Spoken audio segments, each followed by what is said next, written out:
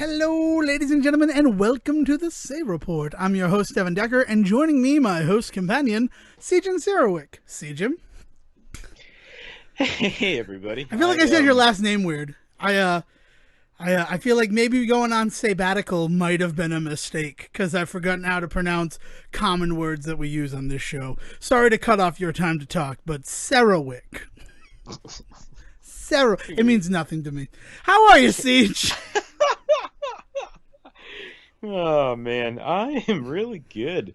Yeah, we did. We took some time. We took some time, and we are back in the world. The world is just teetering. I don't know what I thought was going to happen by us taking a little bit of time off. I thought maybe, just maybe, we could all get our shit together for the holiday, but it did not happen.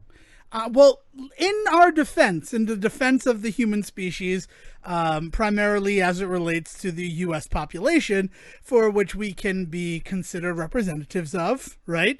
You're not here illegally, right? And I'm not here illegally, as far as I know. And if we were, we probably wouldn't say it on our show. I don't want to take responsibility for anything without knowing what you're going to say first. Well, it's just, we pulled it together for the holiday. Everything up to Thanksgiving seemed pretty okay. And then it was late Thanksgiving when the announcement came out that, oh no. That was just for show, family. We put on our church clothes for the holiday. And, well, now that it's over, yeah. Go back to ripping each other to shreds. Yeah. Yeah, teetering. Teetering is a good term for how the world feels right now. Yeah, man. I don't want to turn this into another dump fest after last week. So we had a real good time getting real mopey. But no, I've got some fun stuff to talk about today, and I want to make sure we do that. I just would be remiss if I did not mention that we are still in the hard times, folks. We are not there yet. Yeah. Well, and the thing is, I don't know if everybody says let's get back to normal. I kind of feel like the hard times are going to be the new normal for a little bit, right? Look, like, I never thought we were going to get back to the way things were, but I was hoping we'd get to something different than this. It's weird. I don't want to be egocentric, narcissist, or anything like that, but I feel like every time where I start to become less vigilant is when things really start to go to pot again. And I believe that's called main character syndrome. But okay. Keep going. Because, I mean, I think I don't want to speak for you until you confirm for me, but one of the things we're going to talk about is Hawkeye on Disney Plus, right? We were gifted 2 episodes of the Hawkeye show that I would like to talk about, but along with the promise of a new Disney Plus Marvel television event came for me a little bit of anxiety. And that anxiety was that something that happened in the Eternals would be referenced or a major driving point behind Hawkeye. Yeah, well, let me put those fears to rest immediately, because nothing in Eternals matters to the rest of the MCU.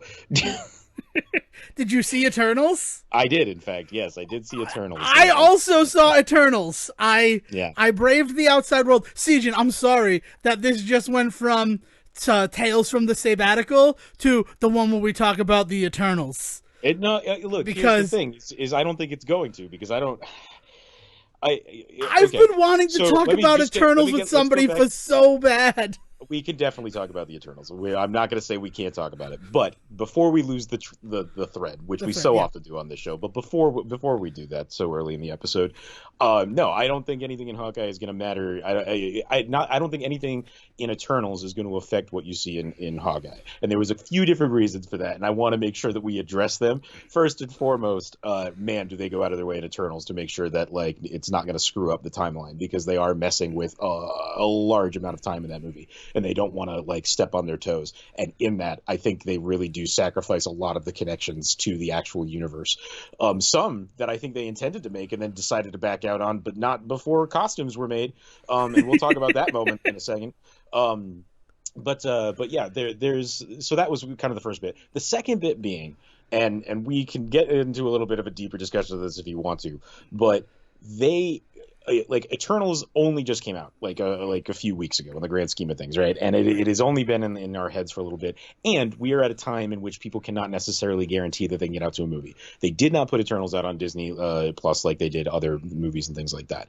With that in mind, it would be real dumb of them to, on such a risky film, really like make you have to see it in order to get what's going on in Hawkeye, a series that by all accounts you could have stopped watching after Endgame. Hell, you could have stopped watching after the first Avengers, and so far what I've seen in the Hawkeye series really just kind of got what was happening. Well, I mean, there are some pretty heavy Endgame references. Well, right, yes, Yeah, and with so Throne and stuff and things like that. But in terms of like enjoying yourself and understanding that Clint is mopey, like there's just, it gets further and further and further away from it being a fear the more you really start to put some critical thought behind the fact that like they could not guarantee that people had seen Eternals. They could not guarantee that Eternals was going to have the punch that would have been required for it to be mentioned in one of the shows yet. And on top of all of that, like it's just bad like marketing filmmaking to make people depend on that sort of stuff. Now, I know what you're going to say. They've connected these things all along. I get that. But they've made connections that are fun, but they've never really gone out of their way to make a connection on these television shows, on the Disney Plus television shows, that have made it like necessary. You know what I mean? Like I do. I understand where you're coming from. Didn't already have access to. Like, yeah. Right.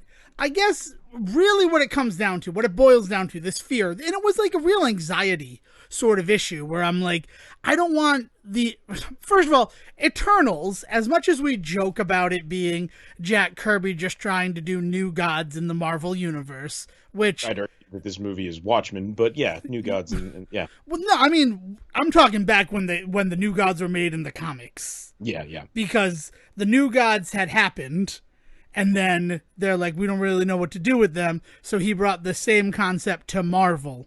Yeah. And it's such a Jack Kirby concept, the Eternals, if we're really going to boil it down. So like the one thing for me is, of all this phase 4 stuff, right? Even something like Black Widow, which one of my favorite characters who in the MCU up to that really never got her own story, something like Eternals actually being made into a movie was something I really wanted to see. Like, it was something I was excited about, and we're going to talk about that, I'm sure, based on the tone you've taken with the movie so far.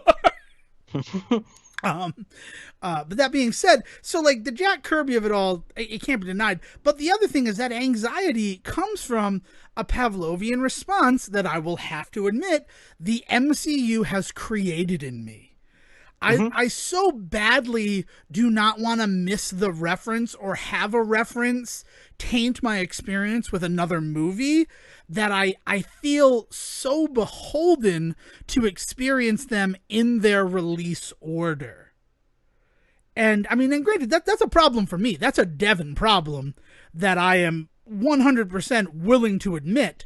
It doesn't change the fact that it affected me, and and now that I know about it, I'd like to work on it. I mean, sure, I tried to book a theater this morning for Spider-Man No Way Home, because even the 1 second of movie that I saw, trailer that I saw, before having to go back out to the cash register to talk about the fact that, I mean, let's boil down my Eternals experience and the fact that it didn't make me want to go back to the movies again anytime soon. That's going to be the first story point of my time seeing the Eternals, is I'm like, I'll look at it and I'll see what I can do. I was going to Connecticut anyway to pick up soda for the holidays, like we always done. You've had some of our Hosmer Mountain sodas while you're here for a holiday party. It's kind of a Decker tradition. And, you know, they're very good about it. You call in your order, and then they just take it out to you. You don't need to go in. Like, they did not have that last year. Last year, they were just closed. But now they actually have a system so that you can get the soda, right? And it's a lot less Willy Wonka going in there and seeing all the crazy types of sodas that they've made over the year. Basically, all we got was root beer, sarsaparilla, and birch beer, because that's kind of all they're making, right? The staples. They didn't have cream soda, which was Weird. just like strange, right? Because I think Yeah. of that I as mean, like isn't that their the base four for- horsemen. Yeah, like Well, it feels like that is like the baseline, like that they then create all other sodas off of. It'd be like making Coke with cherry and not bothering to also offer Coke. Like, what do you what? right, exactly. I mean, they used to have a blue cola. They don't do the blue cola anymore. They only do the red cola. The blue cola being a Pepsi taste alike, while the red cola is a Coke taste alike. So, like, it's just strange what has changed because of that. And, like, seeing it in terms of a small business and all of that, right? But I knew I was going to be in Connecticut for that.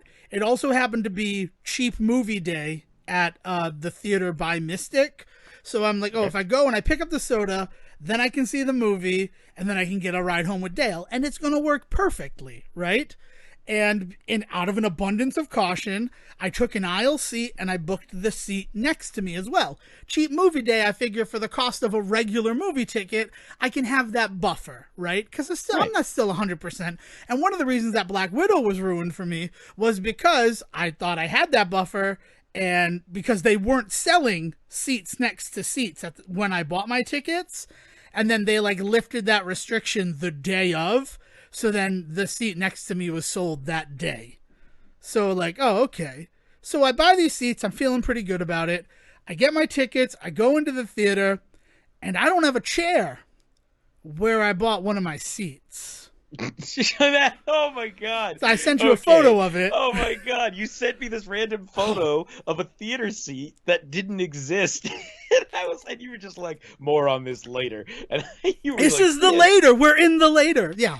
Oh my god, that was ridiculous. You're gonna have to post that photo somewhere. It'll go up now. Now that I've told the story. Weirder Yeah, is like the picture you sent. It didn't even look like there was room for a seat at any point. yeah. I mean, the thing is, I've sat in that seat before. Like that's one of the reasons why I booked it. Because first of all, it was in like the screening theater at Mystic Luxury, which I'm not afraid to say. But I like that theater. Generally, I like that theater. This was. That first one, that's not on them that they changed mandates and were able to sell more seats to a Marvel movie the weekend that it came out. I can't fault them for that. And then this one, right? Like they've been redoing the theater, and this is the last auditorium to be done. So it's like maybe they just started the process of redoing it and forgot to like not have that seat available online anymore. Just took one seat out and thought, well, that's good enough for today. Well, then they realized like, oh well, no, Thanksgiving is coming. I actually think the problem is there was a special event booked in Auditorium 3, so my guess is that oh shoot, we need to shift what was in 3 over to 2 because we already sold tickets. Yeah, like it doesn't feel like it was the plan, is what I'm going to say. But yeah, so I don't have a seat. So I see the opening of the No Way Home trailer, which is enough to make me excited for it, but I don't want to think any more on that movie until I get to see that movie. Hence why I'm trying to book a theater for it, to hopefully avoid all of the foibles that I've dealt with so far with things such as... They can't rip out the seat if you have all of them. Exactly. Even if they rip out it, as long as there's one place for me to sit. I'm going to point out that this is a gross overreaction. Well, no, it's also your seat is missing, and then all of a sudden you're just like, "Fuck it, I'll take them all." That's not it. It's not a gross overreaction. It would be a gross overreaction if the secondary thing is my father also wants to see Spider-Man, and with his, he has issues that make COVID-19 and all of its various variants, even vaccinated, a bigger threat to him, right? His age and all sorts of things like that. So like if we're going to rent a theater for anything, it's going to be for the one that I really care about spoilers on, and also the one where he really shouldn't sit in an auditorium with any other people, right? Yeah. We shouldn't have any X factors in that situation. But yeah, so I then stepped out and I said, so I don't have a seat where I bought the seat. And they're like, oh, and I'm like, and you still sell seats, so I don't want to just sit somewhere else and then have to move. Yeah. So if you could just change my seat over, and I got a good seat, and it ended up being a better seat than where I would have been based on just how that movie is.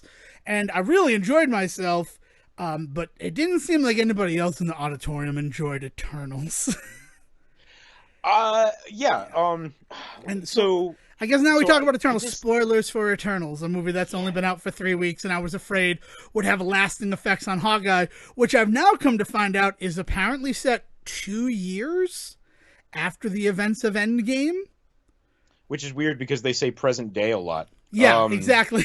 Um, yeah, well, so that's what I mean is we gotta talk about Hawkeye. Like I don't want to get away from Hawkeye, I guess is what I'm saying, Yeah. because I do want to talk about the one episode I saw. I will say that up top, I have not watched episode 2 yet, Okay. because I watched episode 1 and enjoyed it so much that I was like, I need more people to be watching. I need to share this with people. I completely get that. But okay, can I just get, even if it's 10 minutes on Eternals, because I've been sitting on Eternals feelings because I'm the only one in the house who saw it, and I have so many. So let's thoughts. Talk about Eternals and say 10 minutes, and then talk about it for the whole episode like we always do, man. Let's do wonderful. this Thing. Let's say it. So like, okay. Let's steal a little bit of the movie magic from the ASCU here for a second and just do a little bit of order to this. Like, top of the order, initial feelings on this movie. I do really enjoy this movie, and in fact, cannot wait to see it again. Like, I want to watch it again because of the feelings that I have about it, because of what happens in the second half of that movie, last third of that movie. Like there is a lot about Eternals that should be talked about, should be seen, and should be loved. I don't think it's ever going to be anybody's top tier Marvel film, but on that same token, I had a hell of a time with that movie. I, much like you, think I might be the only person in my theater who did. But, like, I did enjoy myself in my time with that movie. But, man, there is some messy stuff in that film. And I don't even mean from a concept standpoint. I think conceptually, it's a pretty tight film. And the ways in which that they kind of open the door to connect it to the rest of the MCU are really good. The ways in which but then what happens is you end up with really clunky lines to like remind you that it's part of the MCU, and that's the movie's problem, is that there's so much potential and there's so much great concept going on and there's so much great work being put in. Like, I think there's phenomenal moments in the acting. I think there's great moments in the action. Like, I think there's a lot of good stuff in Eternals, and it's just marred by just a lot of just like clunky bad decisions all throughout. And my example of this is there is a moment in which you are reintroduced to, I'm going to say his name wrong, Kingo? Is that how you say it? Kingo. So there's the moment where you're which go ahead. That's not his original name. His original name is Enkindu, and then Kingo is just sort of what he's changed his name to. Okay. Sorry. No, this is another important thing. I'm also not carrying this kind of baggage going into this movie. And so, like, I feel like I'm stuck between a rock and a hard place with the people that are done with Marvel. And I've talked about that before. Mm-hmm. I have people in my life that are just like, Endgame's over. I don't want to keep getting into the Marvel stuff. I need to take a breath. And they have no interest in a movie like this because it is so far removed from anything that they would like to see. And then I have the people that love Marvel and they're like, oh, I know all this stuff about Eternals. And so they don't have any interest in this movie because of changes like that get made. So, like, I'm stuck in this really weird place of, like, I've got nobody. like you, I've got nobody to talk to. Can I talk about, like, that change, right? Just make that a change. He shouldn't have ever been referred to as Enkindu in the film. Is the fact that he's referred to as Enkindu when they're, like, in, I don't know, ancient Babylon. They use that name for him. And I'm just like, oh yeah, Kingo, right? I guess that's his original name. I mean, that's his power set, right? At the end of the day, his power set is Enkindu's power set. So, like, it then makes sense. And then he becomes Kingo, and I'm like, well, I kind of get that because it's a more Anglicizing of that name, right? Yeah. It makes sense with how language evolves, but also it's a lot easier if you're going to be a Bollywood star to call yourself Kingo than to call yourself Enkindu. Yeah. Which is not like as Indian or anything like that. Like, it's very much an older dialect. So there's the moment, right, where he is reintroduced, and we see present day him, and there is an entire Bollywood dance scene, and that scene is great, and like I love, like, the dance and the work and all that sort of stuff, but there's so obviously a group of dudes dancing around him that have Captain America shields that are stylized to match the style. Like, they're not just holding like a bunch of vibranium shields. Like, they're wearing stylized Captain America shields. And there is a lot that's going on in that moment and in that dance where I thought, oh, he's doing a Captain America, like this, like it's not an unusual thing, he's doing like a Captain America movie or something like that. And then the reveal is no, he's doing an Icarus movie, a character that is is he doing a movie about Icarus, or is he doing a movie about the legends of Icarus and it just happens to be inspired by Icarus? It's never made clear. And then why are there all these Cap emblems everywhere? Is that somehow tied into that? And I'm like sitting there and I'm spending like 10 minutes trying to figure that out, and I'm missing what's going on because I'm trying to figure out what the hell the costume was all about. And it occurred to me like days later that what probably happened is at some point it probably was supposed to be a Cap thing, but there's so much in this movie that they try to pull it out of that timeline. They really try to pull away so that they don't like upset like anybody's like thought process while watching it, to the point where that probably was supposed to be Cap oriented, and at some point they just switched it so that it was this different thing. But by that point, costumes are made, like props are put together, like there's all this stuff going on. So it literally is just a moment of just like, fuck it, let's just use it.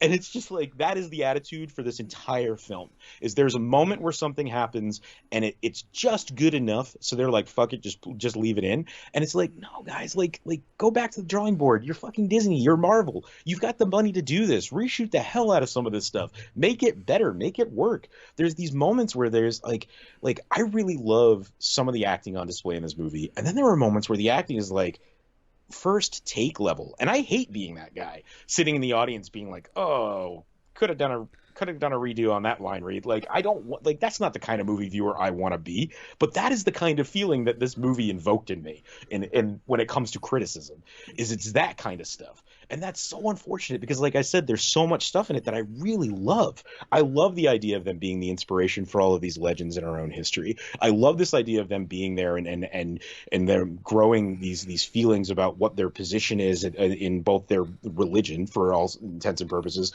but also like their love of humans and their humanity. And the idea that their religion tells them to do this one thing, but then they find out that really at the end of the day, their religion is actually meant to be the complete opposite of that. And the ways in which they all have different reactions to that. You've got some that are so tied to their religious doctrine that they become just hateful villains. You've got some that are tied to their doctrine, but they don't want to become that, so they just remove themselves from the conversation. And then you have some that just completely turn themselves on their religious doctrine. And like, that's a phenomenal conversation to be having in front of us right now, as these super heroic figures in this world that you have tied to Tony Stark and Steve Rogers. Like, these are phenomenal conversations. I was not kidding when I said that, like, it really invoked a sense of like Watchmen in me as I was watching this, and that's rad. Like, the MCU tackling stuff like that is phenomenal, and then to just not give it its due just sucked. Yeah, I'll agree with that. I will agree that it's such heady stuff. It's so cool how, like, one of the big strikes against this movie is that it's just trying to fill quotas and appeal to everybody with the ethnically diverse cast and having the homosexual character and the deaf character. Like, that's the thing that I've heard a lot of critique about this movie on. But the really cool thing about that is it sort of becomes this microcosm of our world, and then you get to see how different people relate to it. Not necessarily based upon what they represent, but it is sort of this cool, like, cutout of an entire population of our planet reflected against just 10 individuals. Exactly. And to those kinds of critiques, I just want to say fuck off. I'm not going to speak for you, Dev, but this kind of relates to what we were talking to last week with me, where like I've got a real issue with the ways in which people talk about the idea that like, oh, they're just doing this for the screen grab. They're just doing this for basically for the vine. like they just want the attention. Like, the idea being like they just want to get people's money, so they're catering and kowtowing to individuals.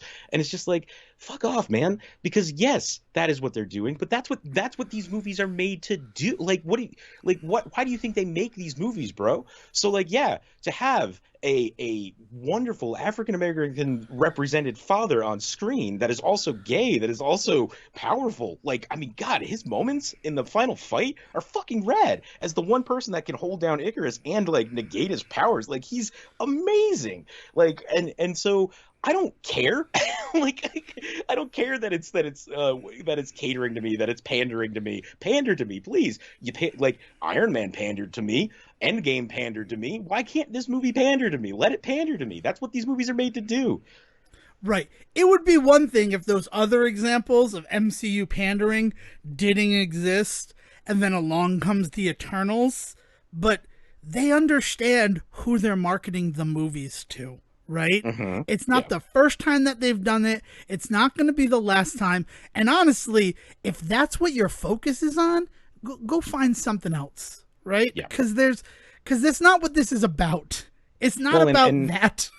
right, and I kind of and I hinted at, like, I didn't really know what some of these criticisms and counter criticisms have been, but I pointed out the fact that it has been very obviously pointed out to me that a lot of those types of criticisms are not coming from peoples within those communities, because those people within those communities are finally getting pandered to in a way that they've never had before with these movies, and like they deserve that. They just like we deserve to see these kinds of bodies on screen.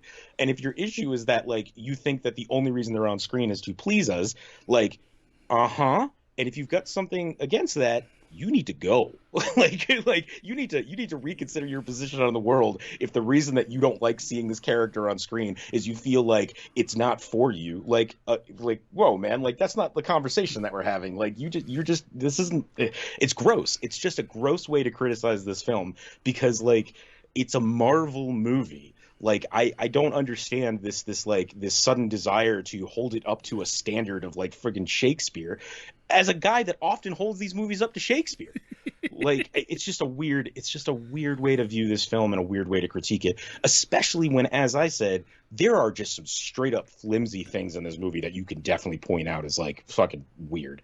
Like there's just some choices that are made in some moments that are just I don't know, like they reveal the moment that Festus. I mean, you're gonna have to keep correcting me on names if I'm not saying them Festus right. was correct. Yep. Yeah, well, so they point out the moment with Icarus and him sitting at the table that he has been protecting the house that his husband and his kid live in, and it's a beautiful reveal, that moment when Icarus hits the window, but then to like kind of like bow away from it when he breaks the table is funny, but they never point out anything else he's done. So as far as I can tell, all he did was just put nice glass in the windows. like, Yeah, like he made the house impenetrable. If but you're I in the want to house, you're see safe. but that's what I'm saying Yeah. is like, show me more of that, because man, it would go a long way to me really truly understanding how he's using his powers now, besides watching him fix a bike for 2 seconds and seeing that moment with the window. Other than that, I've got nothing to hang my hat on with that character. And that's a shame, because like one of the biggest moments in this movie for me, like actual punch in the gut, tears in the eyes moments for me, is him and Ajak like sitting in Hiroshima after 1945 and him just losing it because he realizes that the technology that he's introduced to this world has in effect in his lifetime directly led to this moment. And it's beautiful. It's gorgeous. And like I gotta time out. I got a Zach Morris timeout. We're gonna talk about Saved by the Bell later too. There's a little teaser. That's not why I'm timing out. I'm timing out because I want to applaud you.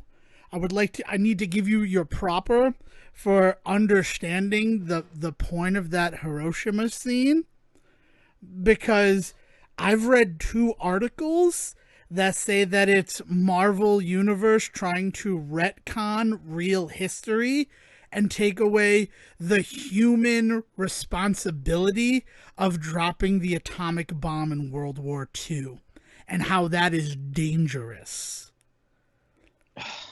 And it's like that is man. Like, I'm like, you guys are really failing to see the forest for the trees, because he's just upset that because of the technology he introduced to humanity, it got to this point that his technology couldn't be used for peace, but that it was weaponized and used for war.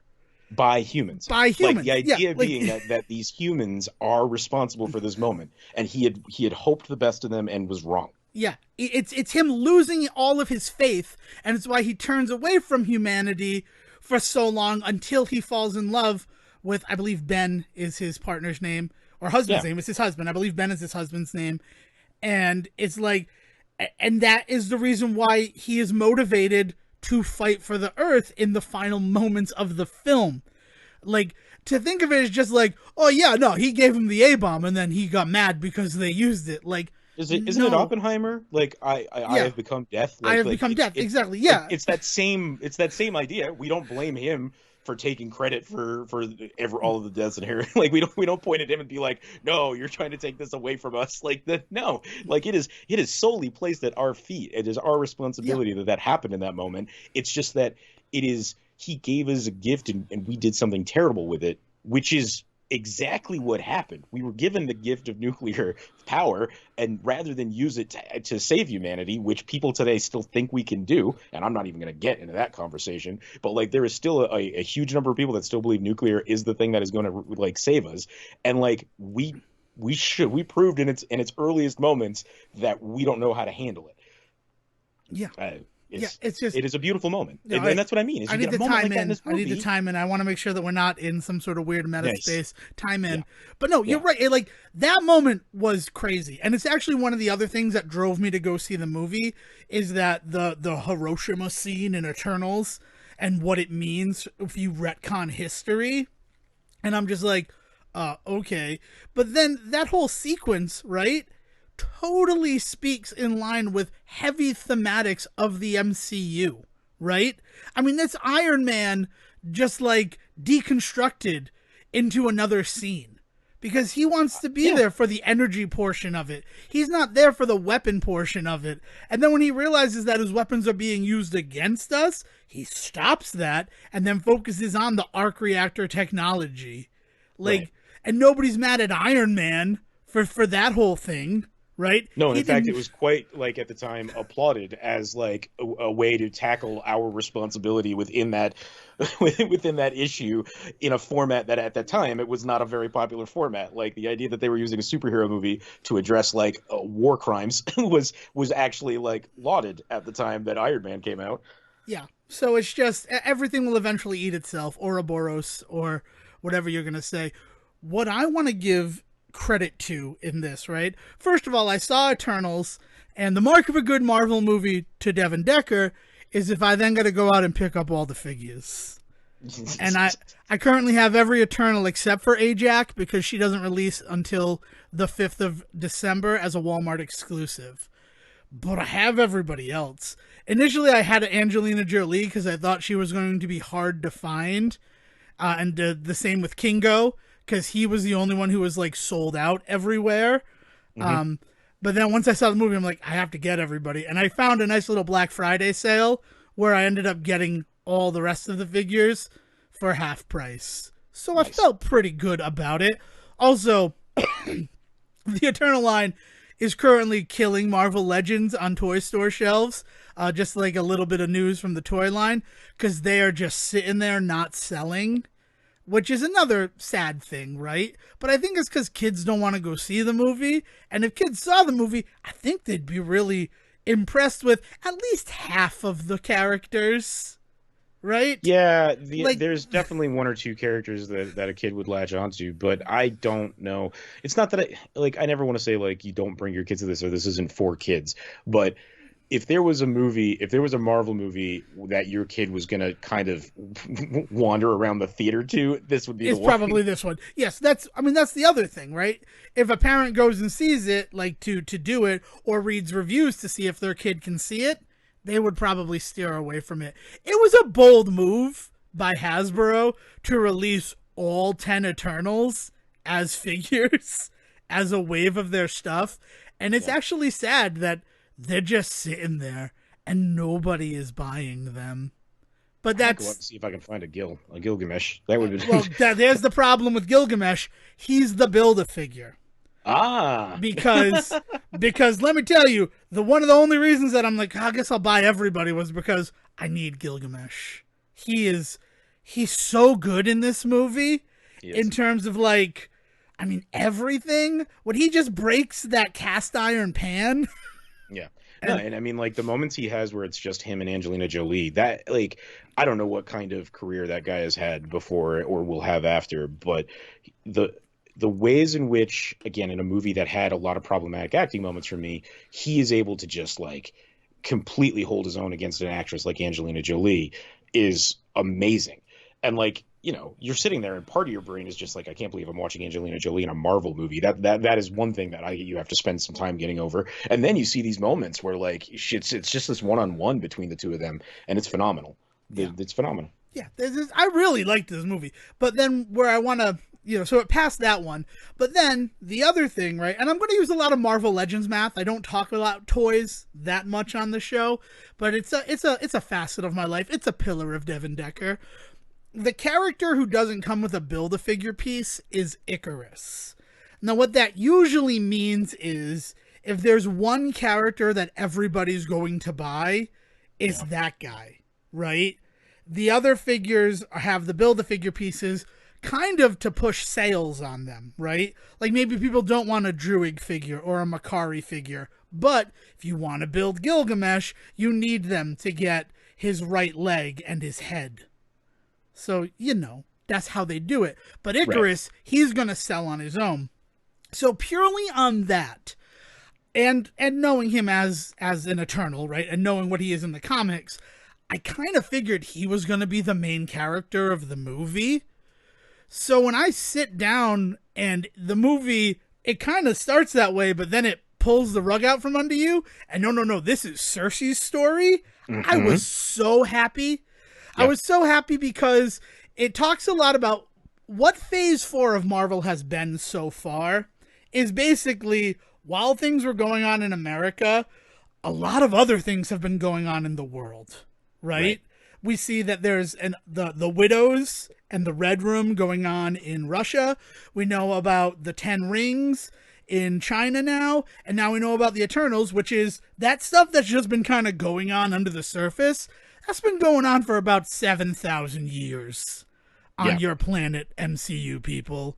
So, like, just understand that there's more than what you think going on this planet. Yeah, it's been a real blast, like getting to see that sort of stuff. And that's the other thing that I really want to applaud this particular movie for, is that all we have been hearing, even up through Shang-Chi, is that there's a formula to Marvel movies. They're sticking to the formula. It's just the formula. It's tweaked a little, but it's good this time. Or that's always part of the conversation, right? I feel like this movie goes so far to not hold on to that formula, much in like kind of pulling the rug out from under you on who the main character is, the ways in which it goes back and forth to kind of tell the origin stories of each character, the ways in which the twist in the end. I mean, let's talk about it. The turn of Icarus and realizing that he has just been. I mean, I wasn't expecting that moment of reveal that he had been like the murderer the entire time, but also the second it happened was so on board for it. It wasn't one of those like unearned twists. It was one of those where it was just like, of course, like it's so rare that you get a twist that you weren't quite like looking for that also works. And then like going back and watching the rest of the movie, like thinking back on those moments, I definitely can see it now. It was a Usual Suspects moment. It was so wonderful. Right. And I want to give all the credit to them because like we talk about how it's pretty easy to sight read stuff. I didn't see that coming. And the reason I didn't see that coming was knowing what I know about Eternals. I was convinced that Ajax had gone deviant. Yeah. I thought that was the whole plot of it. I know. And then the moment that they revealed that, no, she actually was like going to be on board with this kind of plan, and it's why she chose Cersei, and everything falls into place. Yeah. Everything works the second you realize what has actually been happening the whole time. And to that, there's a double-edged sword to that, right? On the one hand, it does make the first half of the movie feel a little messy sometimes. And that is just, and there's ways to make a movie like that and have that not happen. You just pointed out, like, Usual Suspects does that fine. So, like, it's not to forgive the movie's messiness, but it does at least explain why some of the beginning feels messy. But the other thing about that is it's also one of the biggest critiques about this movie is people talking about how they're having a hard time with getting into the complex story, the convoluted story. And so it's like, what do you want? You want Marvel to not stick to a spoon-fed formula.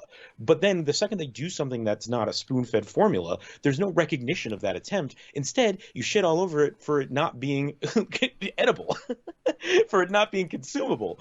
And all you're doing is you're just reassuring us that Marvel movies for the end of time now are going to always have the same beginning, middle, and end with a giant CGI fight in the third act. Because even that, there is that moment where this movie starts to lean into that, but then it turns into it like that, and that's really what this movie does, is it starts leading you down the path you think you know, and then it turns into this whole like Moana style, like she's gonna just turn the earth.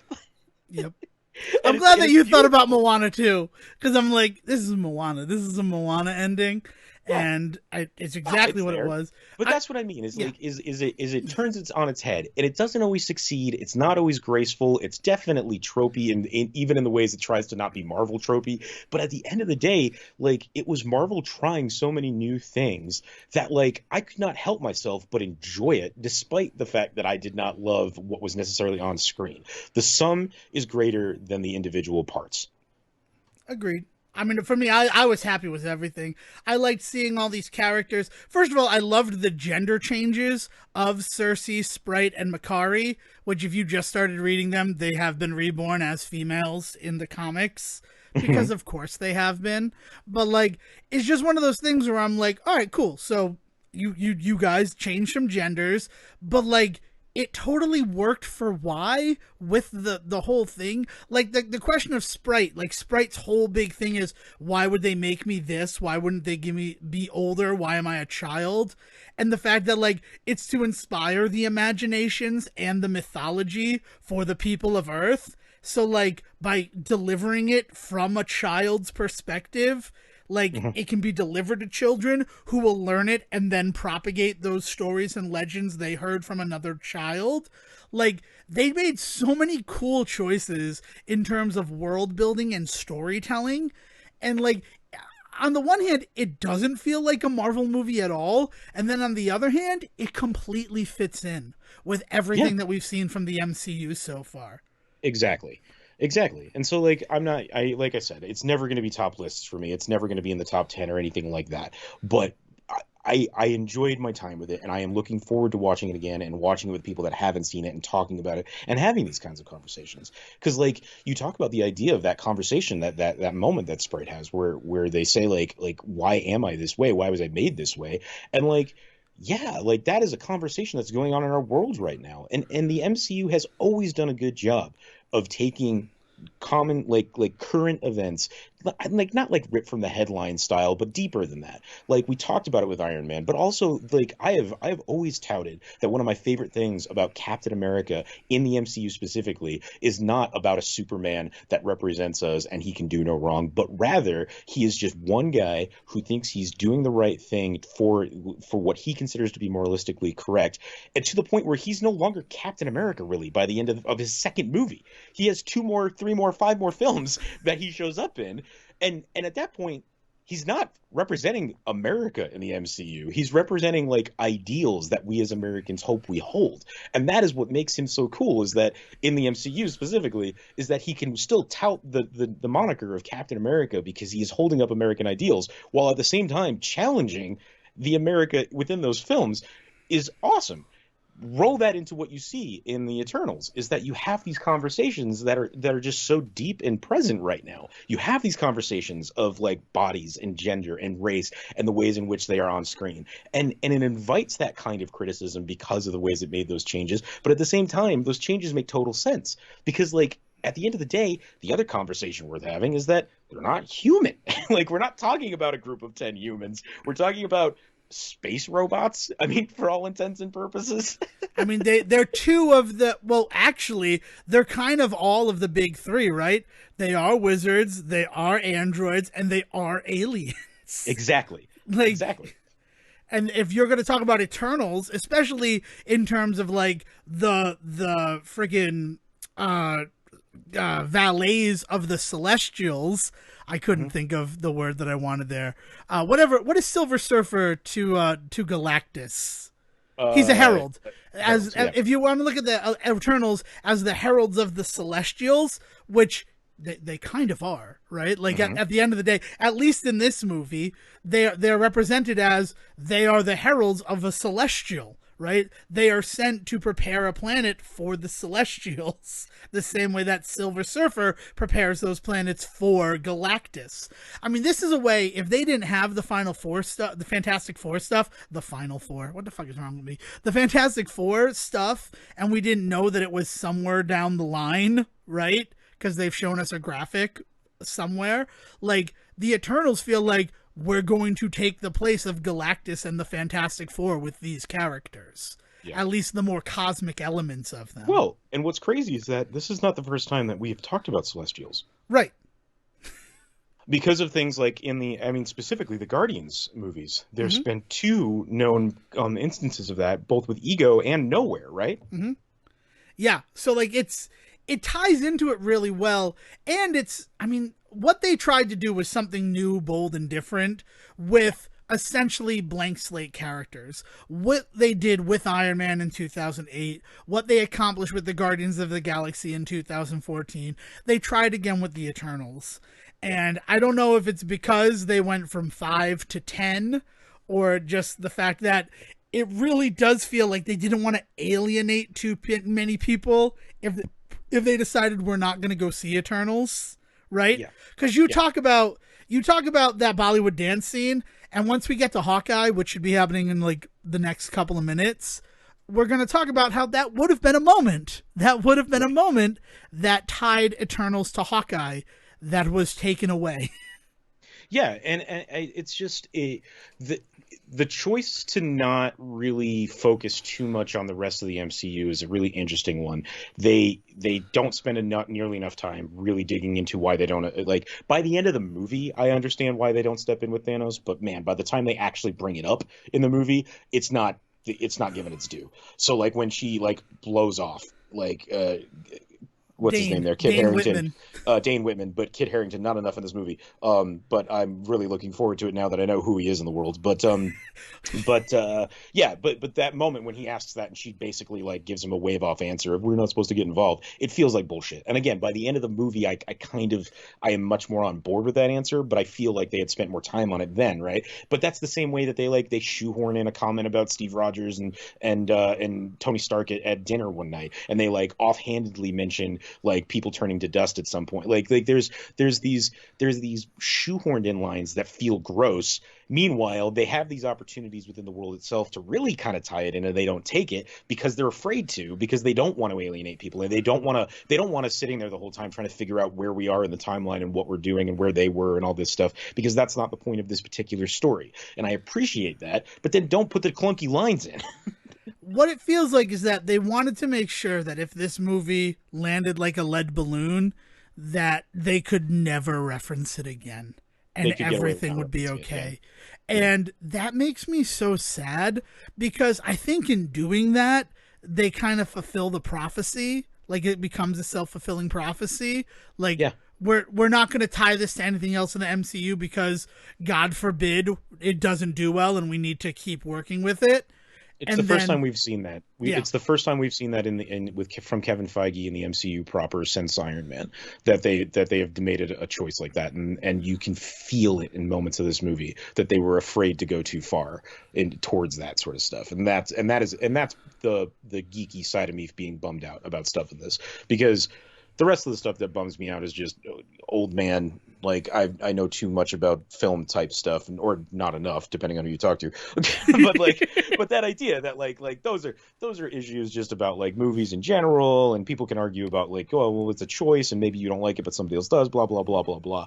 But like when it comes down to it, as an MCU guy, my only real problem with this movie from that standpoint is that it's the first one where we see them kind of standoffish to really kind of put their foot down that they're going to stand behind this franchise. Now, that being said, I have no doubt we'll see these characters again. Hell, I have no doubt that they'll be in Eternals 2 someday. Like, that's just the way that they work. They're thinking five years ahead, despite the fact they may not be talking about it so much anymore. They're still doing that. And I think that they really do, like, have the ability here to kind of step in and just bring it on back. I mean, look at what they did with Thor Ragnarok after what happened with Thor 2. Like, there was a lot of issues with Thor 2, and there was a lot of concern that maybe that was kind of it for Thor's character, and now we're staring down the barrel of there possibly being a whole new trilogy. Which, oh my god, I hope that happens. I love Thor so much. I like the Dark World. I like Thor the Dark World. But again, because it's like heavy mythology stuff and heavy deep cuts from the Marvel Universe, But then people get mad because it's changed. I don't know. We've given this more time than we said we were going to, which that's what we do on the Say Report. Yeah, I do want to throw out one last thing, is that when I checked Rotten Tomatoes afterwards, just to kind of get a feel for some of the ways that I was feeling about it and seeing how the world was feeling about it, I did note that it is still sitting at 80%.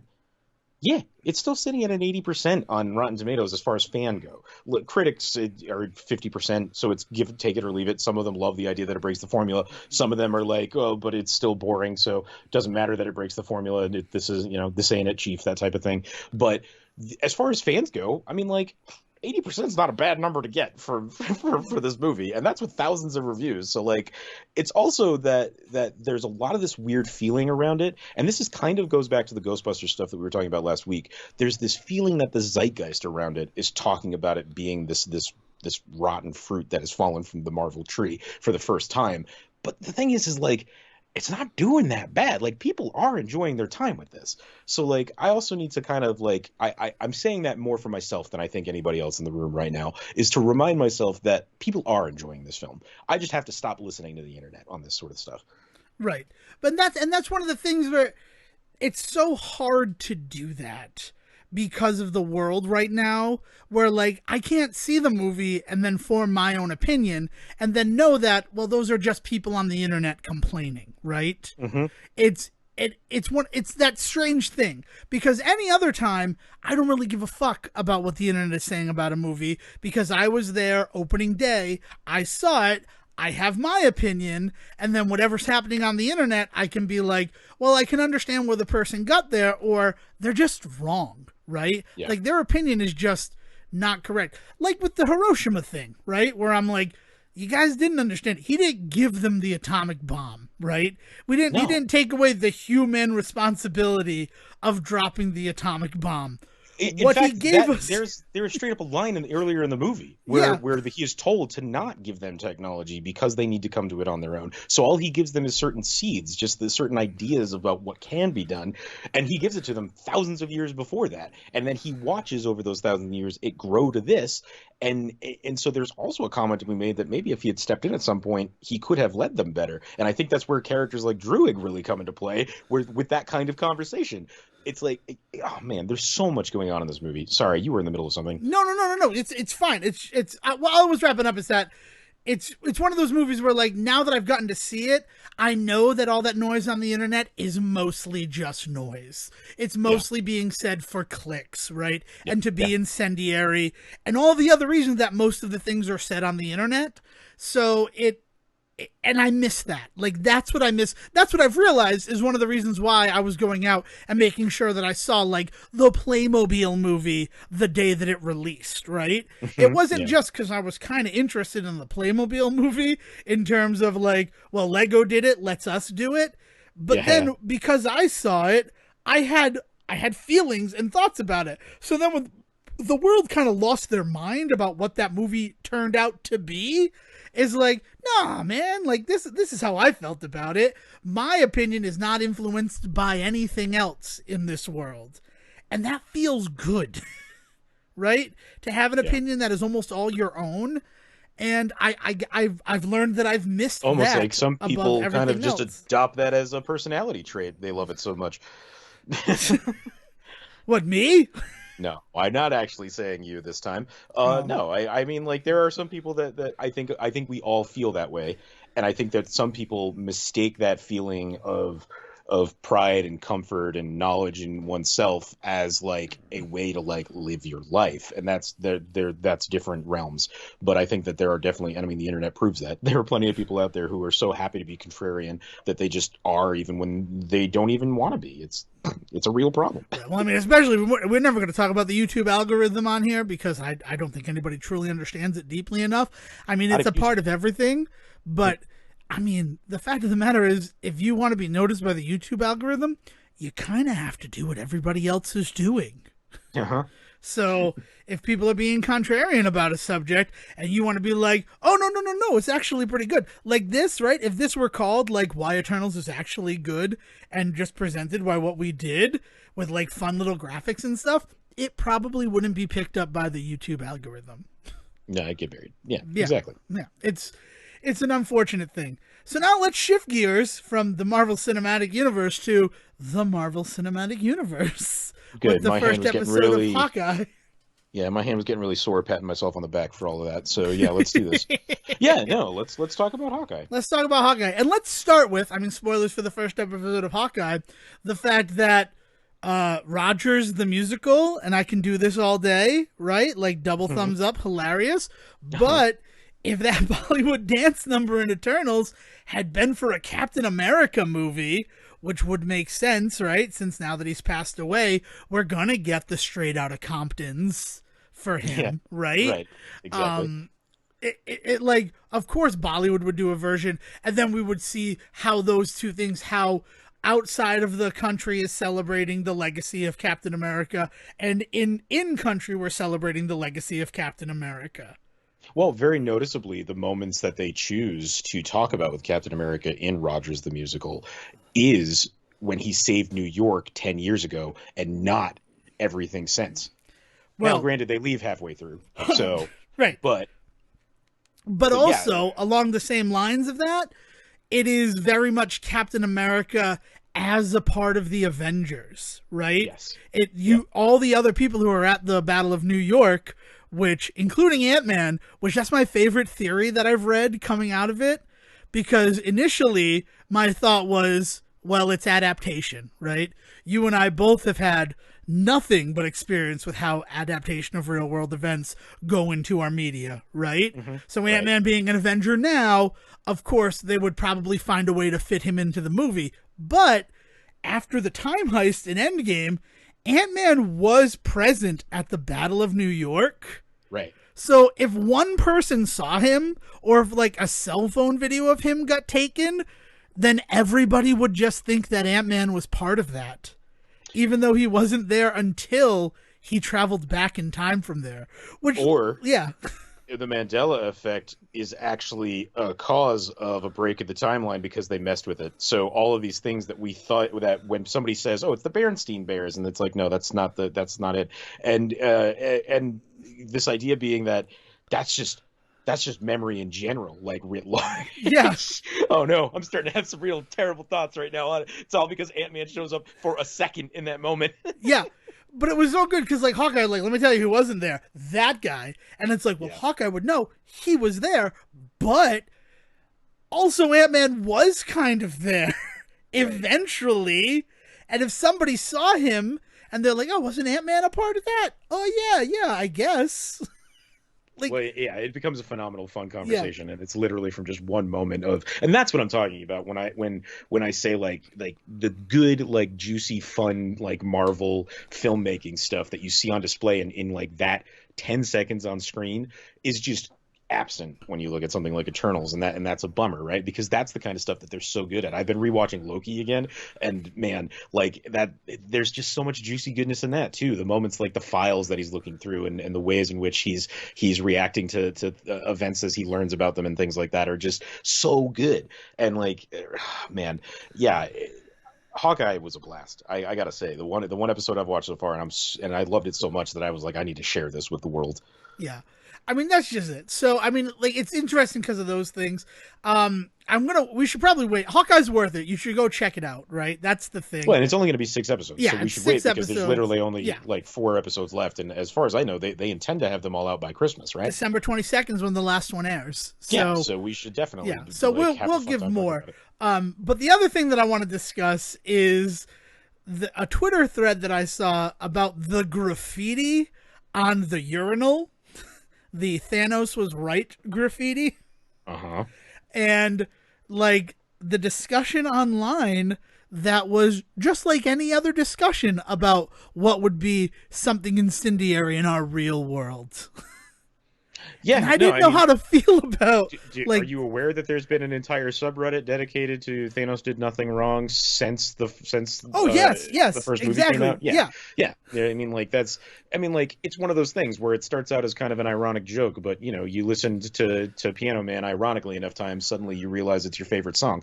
Like it's that idea that it's gross, and the idea that could exist in the world is unfortunately totally believable to me. Dude, the fact of the matter is, like, there are people arguing, they're like, no one would ever feel this way. And it's like, did you just not watch Falcon and the Winter Soldier, where there was an entire group of people whose entire identity was Thanos was right?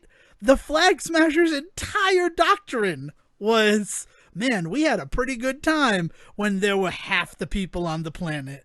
It becomes one of those really interesting conversations because I feel like they actually kind of even get into this a little bit in Falcon and Winter Soldier. I'd have to rewatch for specifics, but the attitude being, look, we don't agree that with what happened, but you know, since it did, we really benefited from it. In a lot of ways, it's the same thing that you saw with like the Manifest Destiny in America, where you had a lot of people being like, we don't love that our government is going out there and slaughtering all of these indigenous peoples, but we really like the land that it's getting us. So like, that is where the Flag Smashers really fall on that conversation for me. And like the people that are out there just being like, no, Thanos did nothing wrong, is like that to an extreme. I don't agree with either of them, but like we have to understand how people get to that point, right? And the fact that that does happen in the world, because you do have those people out there that feel this way or that way about a particular issue, and it's baby steps. Like maybe they only feel like this about it, but you know, their neighbor feels even stronger, and then that guy is part of a group that feels even stronger, and the next thing you know, you have somebody that's bombing a hospital somewhere. Like that. Yeah, sorry. Unfortunately, there are people in this world that do feel those things. Like it's gross, and I love that they address it. Yeah. It was just, it got to that next level with me when there were people arguing about that. And I think the thing that really funked with me about the whole thing was, yeah, but at the end of the day, they meant that graffiti as a joke. And it's like, did they? How was the joke there? Is it a reference to the subreddit and that's hilarious? No, that moment is this guy who fought against Thanos, who lost his family to Thanos, who lost his whole identity to Thanos, is living in a world where he can't even take a piss in peace because that thought process right there is staring him in the face. I mean, I will say that it's definitely gallows humor. Like the moment it shows up, you have to laugh because if you don't laugh, you'll cry. You'll cry, but like, exactly. Right. But like to say it's a joke feels to write so it off weird. as just a joke is really weird. Yeah. No, because it does mean something. And I mean, like, I mean, you know, like, let's just pick apart this one moment of graffiti for 20 minutes. Like, the idea being that, like, it's written on a urinal that he then gets to take a piss in. Like, like there's just all sorts of levels to this. It's just, it is so, I mean, Hawkeye is just so well done. And there's so many moments like that throughout. Yeah, it's, I mean, I don't want to talk about too much because the show really doesn't get to cooking until episode 2, and I understand why, but I don't want to let slip anything. I'm so happy.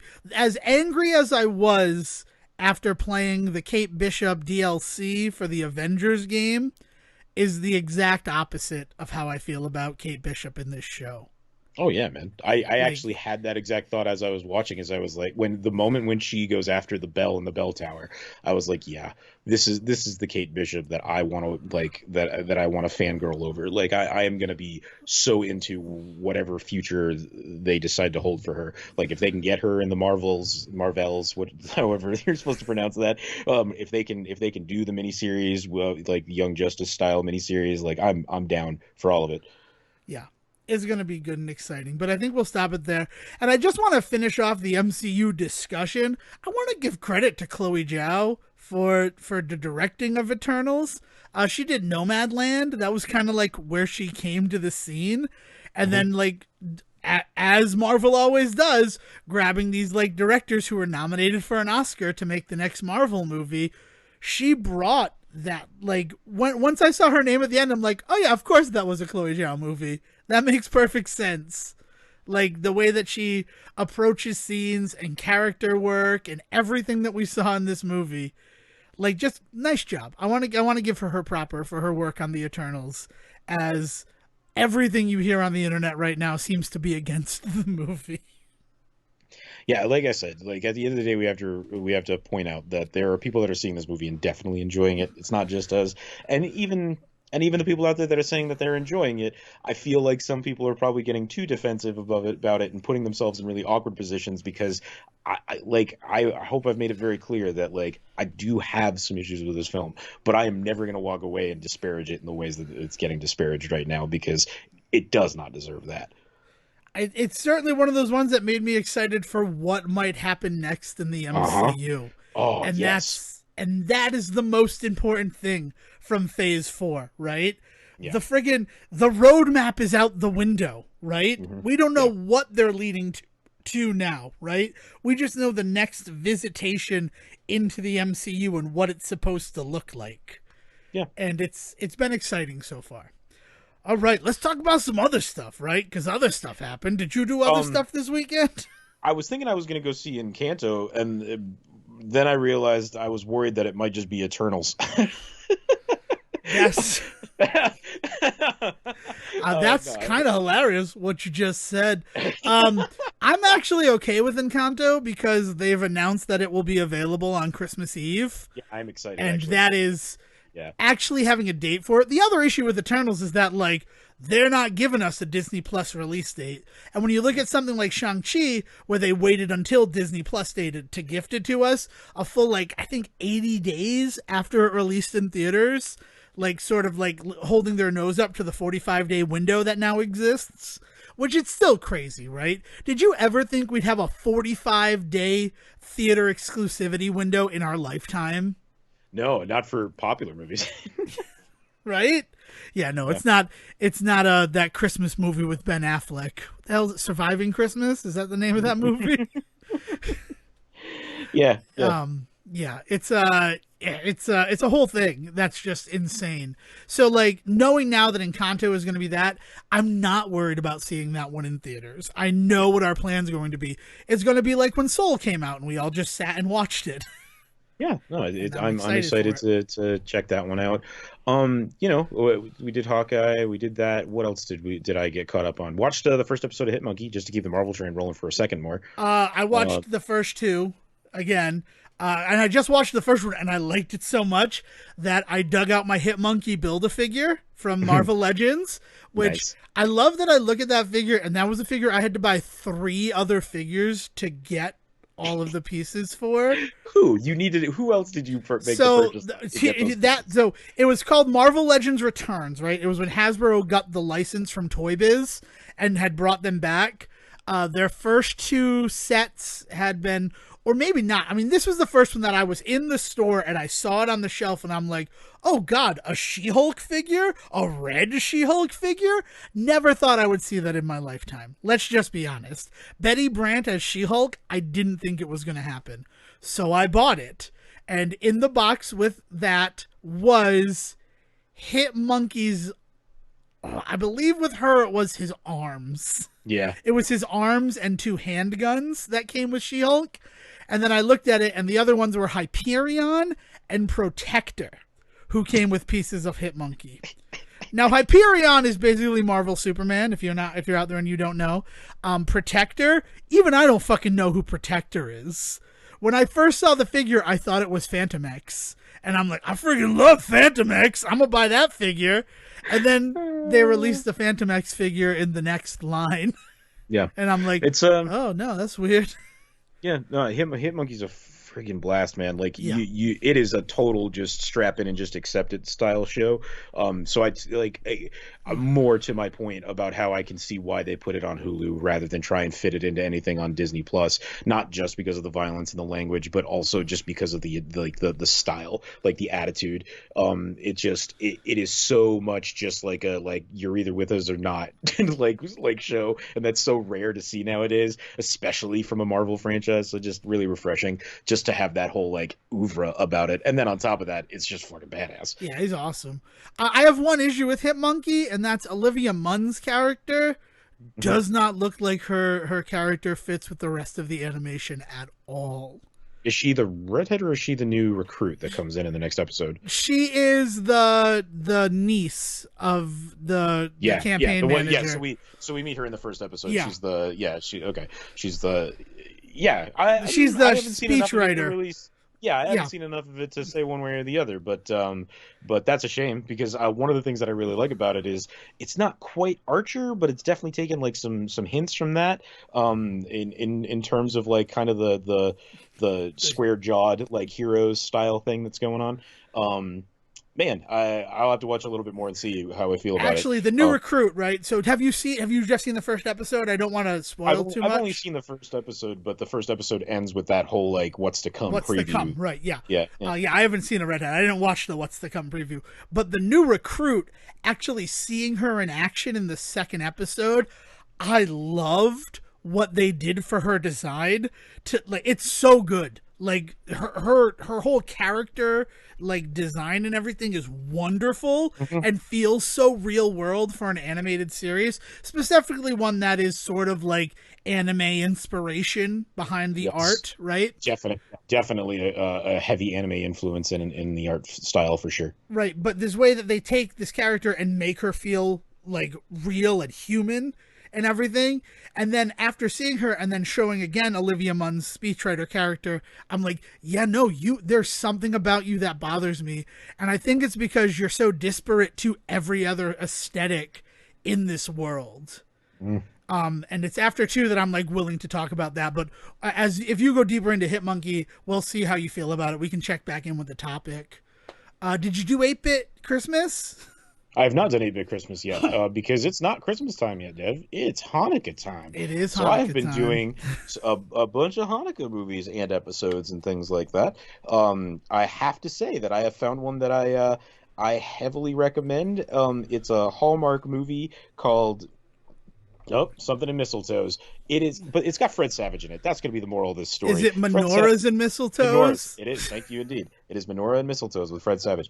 And the idea is it is a young Christmas loving a toy executive gets hired on to a new account and she gets invited to pitch at the new holiday party, their next line. And she's so excited that she talks about what an expert she is, how great at the holidays she is, that when she finds out that the party is actually being hosted by a Jewish toy executive, she shits her pants and runs out to find the nearest Jewish boy she can to teach her all about Hanukkah because she just doesn't know anything. So it's definitely one of those movies, and I have found this with many a movie that is geared specifically towards like things like Hanukkah or Passover, is there always seems to be this assumption that the rest of the world has no idea what these things are, like the ways in which she looks at a candle holder and she's like, does this qualify as a menorah? And he's like, no, it needs to have 8 with one in the middle. Like there's this idea that it is a ridiculous level of ignorance about Hanukkah, kind of in the same way that in those types of movies you kind of also have to assume an ignorance on the level of Christmas, like the ways that sometimes people talk about, like, can you put mistletoe where, like that so it's kind of par for the course. It's just really telling in that when you can only find like 3 Hanukkah movies to watch, like the ways in which it's addressed, because the other ones that we've watched are, of course, Full Court Miracle is on the docket for this week, but we've seen that one in the past. But we also checked out kind of in advance because it was only available through Tubi, so it had ads. So we wanted to see if it was worth sitting through in the actual holidays. Oh man, what I can't even. We were so pissed we almost didn't finish it. It's another movie that is so ignorant in the ways that which they have to kind of teach about those attitudes. It's just not worth it. It's not even worth talking about. But the ways in which Hanukkah is kind of addressed in these holiday movies, like Hallmark movies and Lifetime movies, can feel a little bit more problematic than Christmas. And I think it's just because so many people celebrate Christmas that like the ridiculousness of a person needing to learn about Christmas is like fun, whereas like we don't have so many people that celebrate Hanukkah. So to treat Hanukkah as if it is like literally alien to us feels like it's really kind of negating a lot of people's like experiences. Yeah, that that don't sound great is what I'm gonna say. That's gonna be my response to that. And I'm sorry that you guys had to go through it.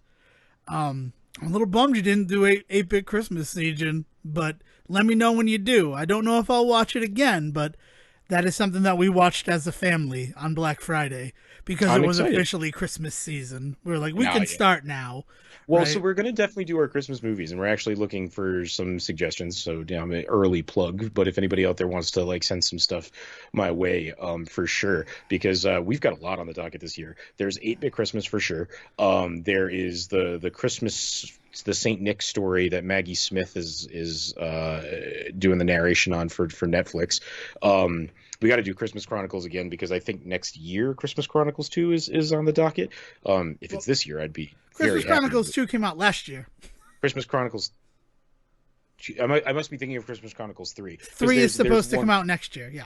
Yeah. I just Because wanted to make sure there's you a didn't miss series Christmas of Chronicles 2 because that was excellent. there's Everything a I hated series about of Christmas Chronicles was undone by Christmas Chronicles 2. I can't, there's nothing to hate about Christmas Chronicles. For But you, there's also some really good just animated ones that are coming out this year that we're excited for, and so there's a bunch that we kind of already have together. We just got to kind of fill the holes with some stuff that maybe we haven't seen before. yeah. Because There I was can one only that we were watch going to talk about. Let me know when you watch it. I forget what that one was. Home Alone. Home Oh Sweet yeah, Home Alone. Sweet Home Alone. Yeah, that's another Which, example of yeah, one that we already know was on the schedule. yeah. So it'll be good. It'll be good stuff. But 8-Bit Christmas, yeah, let me know so that we can talk about it on the show. Because I got thoughts. I got thoughts on 8-Bit Christmas. Yeah. Moving from there, have you done any Cowboy Bebop yet on Netflix? I have, man. Oh my God, I actually I, really enjoying it. I've only done the Like, first episode, but I was so happy with what they decided to adapt in the very first episode of this series. yeah, yeah. And I mean, It's just cool, man. I don't so know. good. People like watching that and listening to some people just like on again the internet. It just feels like nobody can have any fun anymore because man, I just had a blast with it. Yeah, I can't wait to do more of it. But just that first episode, I'm like, I remember now why I loved Cowboy Bebop as a kid. It's just a cool world to exist in. Exactly. Like, Yeah. I mean, like cool music, awesome fight scenes. Like, oh my God, so many references to so many things. Watching the animated series alone, like I completely forgot that the entire first episode is like openly stealing shot for shot moments from Desperado yeah, and El Mariachi, really, but Desperado by extension, because anybody that doesn't know, Rodriguez basically remade his first one in that trilogy when he made Desperado. but definitely watch El Mariachi. That might be a fun thing for us to look into. That whole trilogy. But that's for different. That's for production meetings. They were I part time, love not Once Upon a episode Time in proper. Mexico is one of my favorite like long form. It is too slow for its own good, and I always have a hard time recommending it to people. But for myself, if I want to kill 2.5 hours of my life, I will put that movie on again. I love that movie. Excellent. So yeah, I did that. Have you jumped into Masters of the Universe Revelations Part 2 yet? I have not dug into part two. I'll be honest. After some of the off mic conversations we have had about possible things with He-Man, I actually have been looking into some of the older stuff again. So I actually ordered one of the old He-Man and She-Ra movies that I'm hoping to get. It was supposed to be here over the weekend, but with the holiday, I wasn't going to blame anything for not getting here. So we'll see if that comes in soon. But I'm doing some of the old stuff because I want to then rewatch Revelations, the first 5 episodes, and get into the second one. But after with a little bit more grounding in some of the old stuff again. Cool. I respect the hell out of that. That's fantastic. You know what I have been watching though, Dev, What that have you I been am watching? gonna definitely encourage you to watch. Have you checked out Netflix's? This is gonna go totally off the rails here. Have you checked out Pretty Smart yet? No. Netflix's kind of new sitcom attempt at the ABC Family Style show. Holy crap, man! I've watched through it 3 times already. Is that with the girl from Emily Young Osment. and Hungry? Yeah, I couldn't Yep. think of her name. Emily Yeah. Osment. I'm all about Pretty Smart. What we did this weekend, we caught up on everything. We used this Thanksgiving with everybody home. We have no new episodes of long form dramas. We have one sitcom left, but it's the one that just me and my mother watch, and we haven't had a chance where the TV wasn't taken up by other members of the family. So, yeah, but that once now that we're all caught up, we can start doing that stuff. And Pretty Smart, right near the top of my list because I love Emily Osment and I loved and- Young and Hungry, and it just and feels for- like a continuation. Yeah, it really does kind of borrow a lot from that. But also, I think it does a lot better handling some of the material that Young and Hungry just falls on its face. You know, like Young and Hungry came out at a time when like Melissa and Joey was around that same time too, and that whole style where like we weren't sure where the wind was going to blow with the world in terms of like, is it fun to be offensive still? We don't know. Let's try it and find out. And like there's a lot of really like edgelord styles like stuff that gets said that then goes nowhere because they realize pretty quickly that they don't want to lean too deep into being like gross and mean. So then it like there's just nothing. Like it doesn't go in one direction or the other. Young Pretty Smart is really good at just like owning its wokeness, like just be prepared for that, I guess. For anybody out there that doesn't, that isn't aware that like a Netflix sitcom at this time is going to definitely lean a certain way about its views and opinions on things. But the other thing I will say is that it's also in that Netflix style where they drop the first 10 episodes, but they clearly have the second like One's half ready lined to up. go. Yeah. So just like story wise, just be aware that there's some stuff that like they introduce and then it feels like it doesn't go anywhere. But that's because there's probably another 10 episodes coming out like next month. Right. I'm excited for Emily in Paris coming back on December 22nd. Nice. That's when I really liked Emily in Paris, and I'm excited to go back to that world. Pokemon, I'm almost done with Brilliant Diamond. Yeah. That's So, the oh thing. man. Yeah, so there was definitely some stuff that we were like, we should probably talk about this at some point. One of those things that I was feeling was, man, what's going on with some Pokemons right now? I mean, I, I think I sat here and defended the idea that like with some of the stuff with Sword and Shield, the ways in which the community kind of turned against it because of like it's just not my Pokemon, that kind of attitude was kind of weird. So Nintendo has clearly thrown a bone to these people by releasing the ones that everybody was like basically clamoring for when Sword and Shield fell on its face, and now it seems like Nintendo really kind of just stepped in it again because I've heard nothing but problems with this version of these games. So I have no issue. Is what is going to be where I lead off, right? My first step on the ground is going to be about the fact that I've actually enjoyed these games. These were the games that killed Pokemon for me. I will say that straight up. We were in school together. We had known each other a year when Diamond and Pearl came out for the Nintendo DS, Hmm. and I had kind of done Pokemon in secret. Like it was a thing that I played, but Diamond and Pearl was this like moment where all of these kids who had been playing Pokemon kind of quietly on their own since 1998, 1998 when they first released, realized, oh my god, we're all adults and in college and we all play Pokemon and we all have DSs all the time. So like Pokemon became just a way of life for like 6 months, like one semester while we were in college. Maybe Yeah. you didn't feel that, maybe you didn't, but it really did. It was this like weird sort of thing where everybody was playing Pokemon again. The reason that you gotta understand my background with Pokemon was I was in seventh grade when the trading card game was at the height of its being like canceled from school, like Yeah. schools were just like banning it and stuff like that. So like I remember being in like a seventh grade science class and like secretly trading Pokemon cards under the table. And so like that is kind of like my big like reveal that hey, the world is like super into this because we all were then. So like when it came up again in college, it didn't really hit me in the same way that it seems to have hit you because like I was still in it. Like, not that I was a huge Pokemon guy. I want to make that very clear. I was never the Pokemon guy. The reason that I was not the other reason I was not part of many of these conversations, I didn't own a DS. There was no way I was getting a DS at that point in my life. And so like I didn't play the games, but like I knew the shows. I traded the cards. I did touch the games when my friends would let me play with theirs, but like that was also rare because like you didn't want to fuck up somebody's save on a Pokemon game, right? So like it was not something that I was ever a huge like nerd about, but I mean like I was also at that perfect time in your life where like you knew what was going on with Pokemon. Right. Yeah, if you it'd be hard to avoid it in any way, shape, or form. But Right. the thing for me is that first game came out and like everybody like I was in, I've told the story before, but like my seventh grade experience, I was with 30 other kids and we took eighth grade classes and we're on an eighth grade schedule to the fact that like we ate lunch with the 8th graders. If we were in other classes, 8th graders were there. It was this weird sort of hybrid thing. So all 30 of us kind of stuck together, and Hmm. almost all of us were playing Pokemon at that time, right? So like this weird little pod of kids, everybody was playing Pokemon. And then like the chess club, which they had the things, but they didn't play chess, right? So I kind of created the first video game club in Coventry by making it a Pokemon club under the guise of chess club. And like Nice. people would come and they'd battle and they'd play the card game and everything. So it was this cool thing like that.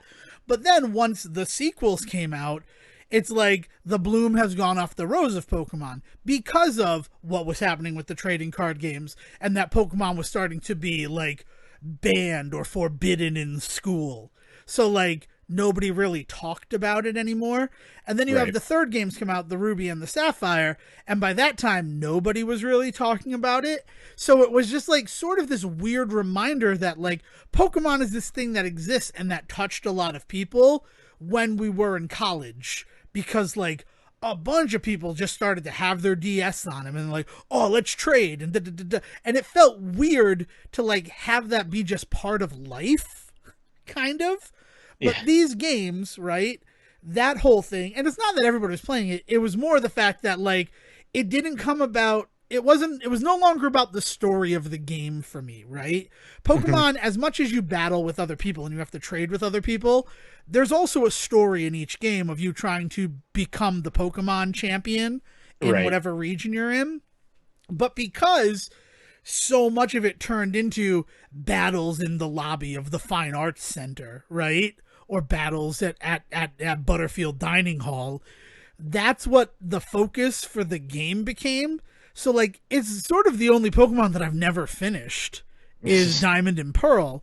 Because I got to the part where, I mean, also, the fourth game is such a huge change from Pokemon because it's just a different game, right? Like there were a lot of talks about the game is too easy.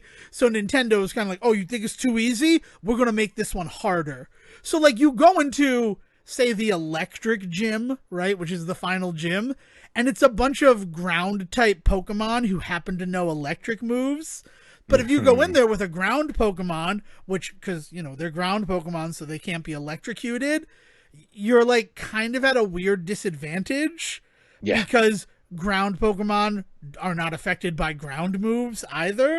Right. Right. So, like, it's a lot of that stuff where, like, it's the water gym, but oh my god, it's a fire Pokemon that knows water moves. So, like, Yeah. It's their attempt to turn the formula around a little yeah. bit. So, like, and that's the thing about Diamond and Pearl is that it's very much them stepping outside of the comfort zone of the Pokemon games to kind of make them harder. So like they're already weird games in that respect, right? They Right. kind of feel like their own animal because of how different they are from everything that came before them. Okay. Yeah. Uh then add the fact that so if you're one of these people who's coming from post the fourth generation of Pokemon games, so Black and White, X and Y, Sun and Moon, or Sword and Shield, you go back to this game, it feels so weird because those games kind of went back to not the easy thing, but like more the expected thing. So you're playing Okay. this game and it's like, oh god, this is kind of different. Like I need to think about what I'm going to fight with Right. and all of that stuff. So those people are weirdly alienated by it. And then the people from before who have memories of this game and the games that came before it, they have a very specific memory of the game. So Yeah. any changes instantly upset them. Yeah. So it's just one of those situations where like damned if you do, damned if you don't. But then one of the bigger issues is that like it didn't ship with like global trading. Yeah, so that's more of the stuff that I'm talking about is the stuff that they kind of just like didn't do. I mean, like one of the things that got pointed out is that there's moments in the game where you are locked out of like conversations with people because of where they're positioned on the map. But what they weren't accounting for is that you now have the ability to walk at an angle. So like people have been like sidestepping obstacles in areas because they on the Switch have the ability to walk upright, which I guess was not like a huge thing on the DS. Again, I didn't own one, so like I don't know how deep the controls there got, but like also people soft locking themselves in areas because they're screwing up certain puzzles that they're doing, and apparently there's ways to do that now that like can completely screw you if you're not careful. Well, I That mean that that were that big issue comes from the fact that this is the first Pokemon game that has autosaves. Yeah. So I mean that's the biggest crime of everything is every Pokemon game, even Sword and Shield, which was essentially the first console Pokemon game, Right. like you still had to save your progress. But now whenever you enter a building, it auto saves. So like if you screw yourself up and you get stuck in an area, you are literally soft locked in a way that I don't think they ever thought could happen because they didn't consider what auto saving before and after events meant. Well, what they didn't when they created the game is they didn't have to think about that because there was no there that was never part of the QA process because it was never introduced before, right? So it was okay that you could screw some stuff up. You would just reload your save and be back at the Poke Center, right? I mean, because like that's the thing. I mean, you look at like old RPG games, and one of the first things that I remember being told when I started playing like Final Fantasy was make backups on your save files. Like don't just have one save file because you could find yourself just like 1,000 miles away from the item that you need and impossible to get back to where that item is. Like these games are not idiot proof. They are designed. What? Yeah. You could find yourself having a conversation with somebody and realizing that you had options that you didn't mean to take. Like there were ways to cut stuff. You could lose parts of the game. Man, Final Fantasy VII, like you could straight up just not end up with certain characters in your party if you didn't do things correctly for like Yuffie and Vincent. So like, yeah. So it's just one of those things where like, but the big thing about Pokemon is you only have one save file. They don't give you that option to have multiple save files. And it comes from the fact that you can't like scum Pokemon. Like I'm going to trade all these Pokemon to you and then just reload my file and then I have them all back again. And Nintendo is so protective of that. Like it feels like that's one of the other reasons that they're like, we need to adopt an autosave ability. Is that same thing where like Dark Souls like saves all the fucking time so that you can't cheat at Dark Souls. It's not doing it for your benefit. It's doing it so that you can't just friggin' spam the system. Yeah. So I mean, if they're I think the thing is that it feels a little half baked because there are these things that like have become modern conveniences that clearly were not priority for this remake. Remaking the game was the priority. I haven't heard anything about people like cutting through areas or anything like that. But the other thing is that I want to finish the game. And I just haven't had the time to play it. Like, I'm right outside of the Final Four. That's what I did over the weekend. And I hope to finish the game after we finish recording the episode. But it's one of those situations where, like, then I'll dive into all of those things. And I'm sure that there are a million things like that. Because Pokemon games are played by so many people that they are notoriously broken. Yeah. Well, and so like when I'm talking about like the controls of like not knowing like you can go sideways and stuff like that, there's apparently like a moment where you're like going up a series of stairs towards, I assume, a gym leader, and along the way on the stairs are where presumably the fights to the gym leader are happening. And what they don't account for is the fact that if you just go to the left and then just angle up the stairs, like you could just walk around certain fights, and so you can just skim, maybe not all of them, but you can certainly save yourself one or two. And in a Pokemon game, like going to the gym leader, that could make or break like your ability when you get to the final fight, right? So like that idea being that just like even if you can skip one of those fights by just walking sideways, dupes, you've kind of screwed that game, that particular part of the game up a bit. And like so it's not stopping anybody from progressing. In fact, quite the opposite. It's making it a little too easy for some people to get through certain areas. But the soft logging stuff is a whole other issue. Like that is just, as far as I'm concerned, that's the kind of stuff that becomes kind of unforgivable. Much in the same way that we haven't talked much about this, but some of the stuff that's going on with the Rockstar Oh well, my I guess god. not Rockstar, but the re-release of GTA 3, Vice, and San Andreas, right? So what I did with that was when they were announced to be coming out with the definitive editions, and at the time I felt like a bit of a rube, right? Because they're going to be delisted from Steam on this day, and I went to Steam and I bought them all on Steam, right? Just because I hate when content is taken away from us, right? Does that make sense? We always Yeah. talk about how, a remake doesn't erase the other thing from existence, but literally Rockstar was like, we're going to release the original ones from existence for our definitive editions. Yeah, well, and that's what, man, it is definitely fuel for the fire for that kind of conversation. But I will point out that that's not because the remake like ruined the original for you. That was the company that made it literally going out there and saying we're not going to let you have it anymore. That's a very different Oh, conversation. right, yeah, I will point. Yeah. I No, I agree. just you're not wrong. People are definitely going to use it as like part of that whole thing where they say, "Well, you say that, but then you see Rockstar just doing it." Right. And that's the thing, right? And I felt like a bit of a rube because I'm like, I don't even know if I'm going to play these games, but I want to be able to play them in that version, right? I wasn't thinking about mods or anything like that. I was thinking about the fact that Vice City, I got to the mission where you have to fly a helicopter to place bombs in a construction site, Yeah. and I hated it and I never went back to it, but there's part of me that like really loves the world of Vice City. Yeah. So No, I there's something to be said that you wanted to be able to play it the way it was intended to be played. I don't often like saying that about these kinds of things with like remasters and things like that, but I think it's a pretty obvious statement you can make now, is that the versions that came out were definitely not the versions Rockstar ever intended to exist in the world. dude, to the fact that if you bought them on PC, they gave you those 3 versions I bought on Steam for free to Just to like make up. make up Yeah. for it. Yeah.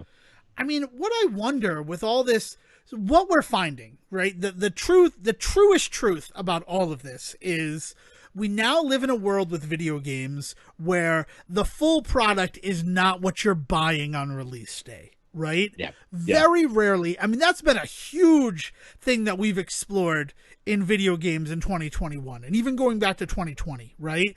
Actually, going back as far as 2019 and the whole Bloodstained Ritual of the Night thing, where because I got the game a week early and it felt like a complete game, and then seeing how they changed it after the actual release date came around. Right. But with these big games, these big open world games, your Grand Theft Autos, right? Something like Cyberpunk, that doesn't work. Releasing a half finished game when a game's that big really is just detrimental to the project, right? Well, and it depends on where you're cutting your corners. Because if you're saying like for a GTA, if you're saying that you're not gonna release like the multiplayer side of it, you're gonna get you're gonna get the full experience out, and then the multiplayer will come later. Like that's one thing because it's not detrimental to the experience of the game that you're giving me, but to decide that you're just not gonna do like graphics for the first 3 weeks that it's out, that's ridiculous. Yeah. We're gonna give it a graphics upgrade once everybody has it in their hands. Why? Why are you not just doing it right the first time? And I know why. It's because if you delayed the game even just a week more, the internet would burn you at the stake. I Yeah. get that, but man, this can't be the better alternative, right? It's the better alternative for the companies, right? Because they get their money. And then once they have the money from the people who bought it, as long as it's not a complete mess, they're good. Everything is fine for them, right? Yeah. Like the problem is these big examples come along where the game is awful. The game is a lie based on what you marketed.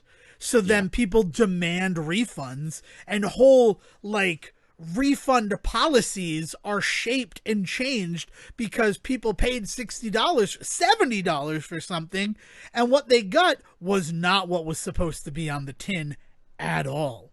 Yeah, man. What was the PlayStation refund policy or Steam? I think it was Steam that when they introduced the 3-hour play refundability, because at first it was you couldn't get refunds, and like the idea of selling like your game and stuff like that was just not allowed. And so that was it Mass Effect or something. There was something that had come out that really, Kingdoms of Amalur, I believe, is the one that kind of set off a lot of that stuff. The Reckoning or whatever it was called, Yep. the Kurt Schilling game there. Yeah, the game that ruined Rhode Island. Yeah, that one. Yeah. But I think it was tied up in that, where like they were just like, okay, we have to completely reevaluate the no refund policy that we hold. So if you've played a game for longer than 3 hours, you can't return it. And that was kind of where they drew the line. And I mean, kind of a fair compromise. I mean, 3 hours in, at that point, if you're still playing, one could argue that you're playing the game. But I don't know. It's just weird that like we have been talking about the idea that you don't own your actual media since the inception of the show. Like this is something that I've talked about even further back on older shows. Like the idea that you don't own the thing that you buy anymore. That just doesn't happen. Not even the physical stuff you buy, because at any moment they could yank the license on it and you still don't get to play it. Or think about like anytime anybody talked about modding a PlayStation or a Switch, like Nintendo can come in and just slap you down. Yeah. I mean, that's one of the big things with the Switch in particular. It's why I'm staring at a stack of 20 games as I record now. I've been collecting all my games from wherever they are. We're trying to find one Pokemon game that we definitely own, but we don't know where it is. That's where the Deckers are at right now. And these games, there's a whole like subculture on the internet that is connected to getting these games on physical cartridge and seeing what version of the game is on the cart, right? Yeah. If it's a 1.0, or like with the limited run stuff, if it is the most up-to-date version that has been printed on the cart, so that if what you're talking about, if eventually the licenses are taken away from Switch, you can still play the game. It's one of the reasons why I got you that Scott Pilgrim physical edition, is because like they shouldn't be able to take that away from you the way that they took it away on PS3 and Xbox 360. Yeah. I don't know. It's but it is getting scarier and scarier that like having a physical edition really doesn't mean anything anymore.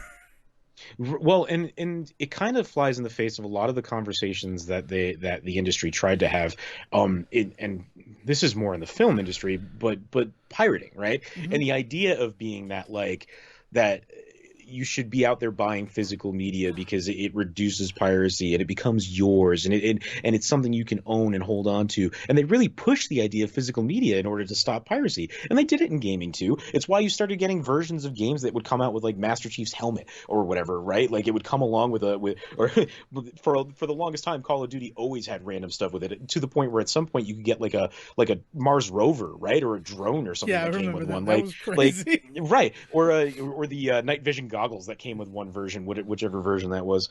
I think it was Modern Warfare.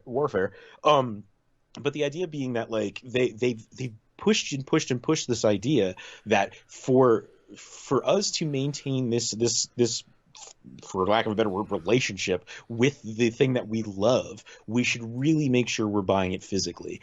And then to turn around and kind of say like even that doesn't really matter to them, it's like it's really hard for me to kind of get on the whole like buy physical, like treat the company well, buy from the creator like line, when they just keep giving more and more reasons back to the pirates.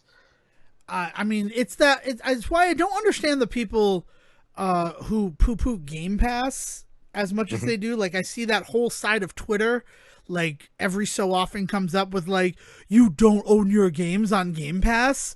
And I'm like, well, unless you're buying your Xbox games physically, you don't really own your Xbox games either. Yeah. And even buying them physically, so often it's just a physical thing that it's just a game key, right? I mean, and the other thing is like, if you own a physical copy of a game, do you know how many games require you to have an internet connection that dings a server in order to start that game up? And Like, like, yeah, and then all they have to do is say, it's not worth us keeping that server going anymore. That physical game you bought is unplayable because they've worked it in that they can pull the plug on that too, guys. Like it's not, you're not saving anybody anything by buying it physical anymore. It just doesn't. Man, let me it's tell a you nightmare. why I never finished Bionic Commando Rearmed 2. Because of that. Because of that necessary ping to play the game. Yeah. Because I bought the game when I was on land, and then I went to work on a cruise ship, and I brought my PS3 with me, and it would never load the game. And I'm just like, that is so stupid. Why did you do this, Capcom? And it's why for so long I was so wary to buy anything from Capcom. Because, like, a single player game requiring an internet connection to play it was so terrifying to me. Yeah.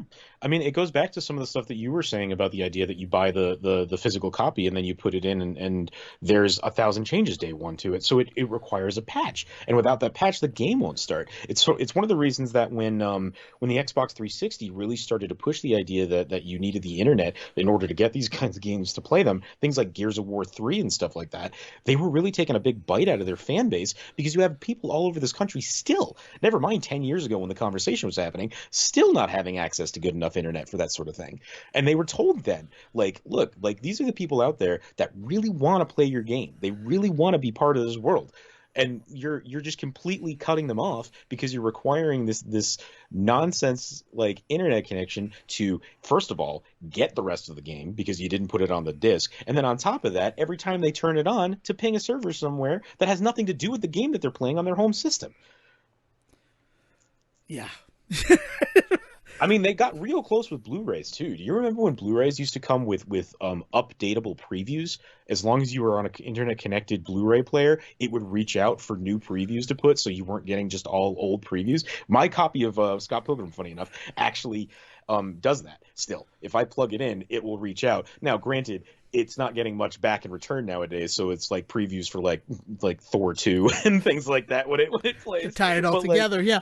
Yeah, but like there was a time where that's the way we were going with Blu-ray players and the like, where they had to be connected to the internet so that they could do those kinds of things. And how hard would it be for them to say the movie won't play unless it is reaching out for that free ad space that we can push the newest Christopher Nolan movie on you or whatever, right? Like, it could be so easy for them to say that the movie just won't start until it gets those new ads uploaded. And if you don't have an internet connection to upload those ads, you ain't watching that movie, you bought. Sorry. I have a Blu-ray player that I got Black Friday, let's say 10 years ago, that does not work anymore because it's not connected to the internet. Because they're no longer servicing updates for it. Yeah. Like, it turns on, it's like, you need to update this Blu-ray player in order to do anything. And I'm like, I can't. They don't give me updates for you anymore. You gotta like call somebody at the company who can like put the update on a USB and mail it to you. Yeah. So it's like, it was just easier. It was a $10 Blu-ray player that I got, no, $20 Blu-ray player that I got for Black Friday. So then I just waited till the next Black Friday and I bought another one. Yeah. Like that's how I solved that problem. Like, I mean, the thing that's going to save us all, and the thing that really is the killer for us here in good old US of A, is that we're doing nothing about any of this. Meanwhile, all of this stuff that we are talking about is getting tackled on a daily basis in other countries in this world. The idea that you should not require an internet connection for your product that otherwise is not an internet-based product is in fact seen as like a crime in some countries. Like, you can't do that. Somebody pays you good money for a thing, it should just work when they buy it, is actually like law in certain areas. And the idea being that you can't have a Blu-ray player, for instance, a physical device. That's the word I'm looking for. You can't have a physical device that can just be shut off by the company, essentially, as long as that thing, there's like a certain amount of time that it should be expected it can be serviced. And if it cannot be serviced via like the traditional way, they have to come up with other methods. Like, I'm only half joking about the idea of you getting like a USB stick like emailed to you with the update in it, because there was a long time where that was the kind of stuff that companies would have to do in like Canada. They never had to do it in America, really, and at least not to my knowledge. But like, you would hear stories about that with like Canadian like Roku's and TVs and things like that when those early ones were coming out, and at some point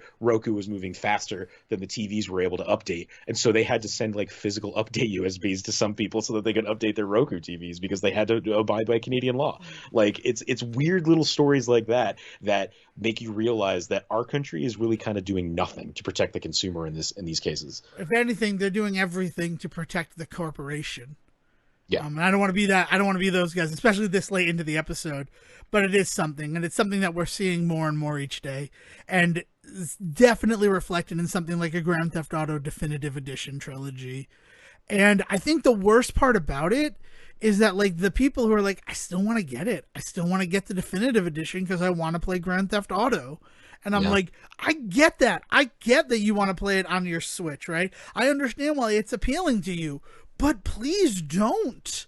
Like, don't look at them where they deliver what is an inferior product and say, yeah, I know it's bad, but I really want to play it, right? I think we should demand better. Auto, yeah, I think the Grand Theft Auto Definitive Edition is one of those rare examples in the world where I have to say it is not worth it, because deep down in your heart of hearts, if you want to do a thing, you should do a thing. But if your reason, the only reason that I know of to buy this collection and is to either reintroduce yourself or newly introduce yourself to this world, don't do that, because what you're getting on these discs is not the game that you remember, is not the game that you think you're getting into. Like, it is so bad, like some of the choices that are made, that it is not Grand Theft Auto anymore. It is a facsimile of what those games really ever were. And I don't just mean like the goofy like textures being weird. I mean like there's like apparently unplayable moments in San Andreas where if it starts to rain, the rain animation is just like basically just static white lines that just follow your character around, and it is impossible to play. Like that's not good. Like that's not fun for anyone. And so that all that's going to do is ruin your memories of a game you once loved, or ruin any chance of you making good memories with this game now if this is new to you. So like this is like I said, one of those rare times where it is so bad, I think we can definitively say, do not buy this thing. Like I don't like saying those kinds of like absolutes with these kinds of things, because there's always somebody out there, right, that's like enjoying their time with it. I mean, like I never felt this way with Cyberpunk, despite all the issues that Cyberpunk had. Like I know plenty of people that bought that game and had a hell of a good time with it, and good for them. And I still want to buy it someday once it drops to like $5 or something like that. And I'll dive in. So what if my car floats for a bit? Like I don't care about that sort of stuff. But like, man, the idea that when you drive your car in Vice City into the water, and it used to be this beautiful animation of like you big splash and then you drown and then you get brought back to shore, right? Apparently now it's like there's like a drip of water. It's almost like Saints Row style comedy of like you this giant ass car falls into the water and you just hear bloop, and then all of a sudden your character just appears back on land, as if like it feels like it's like an arcade game, almost like a poor like dumbed down version of this game. It's just not worth it. Yeah. It in fact, he brings up Saints Row. If you want that type of game on the go for the Switch, really, Saints Row the Third, I believe, is the one that's on there, and it works, and it looks pretty good for the Nintendo Switch. And support that one if you want to get it. Avoid this one, at least until they do more with it. And right now, they don't really have any reason why they should do more with it, right?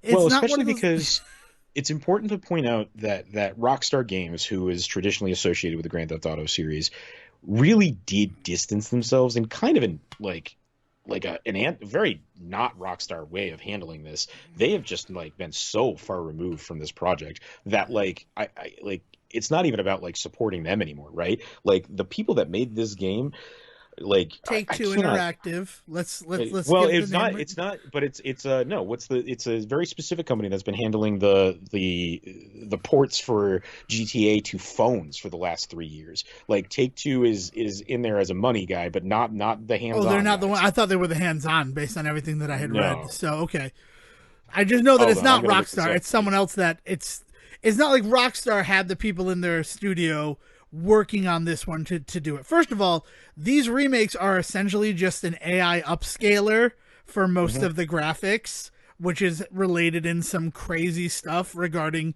textures and lettering and signs and just the way the world looks and acts. So, like, first of all, this was done by a computer and just a computer. Yeah, exactly. Grove Street Games. Okay. That's the name of it. Grove Street Games is the name of it. And they've been working on specifically the mobile ports of these games for years.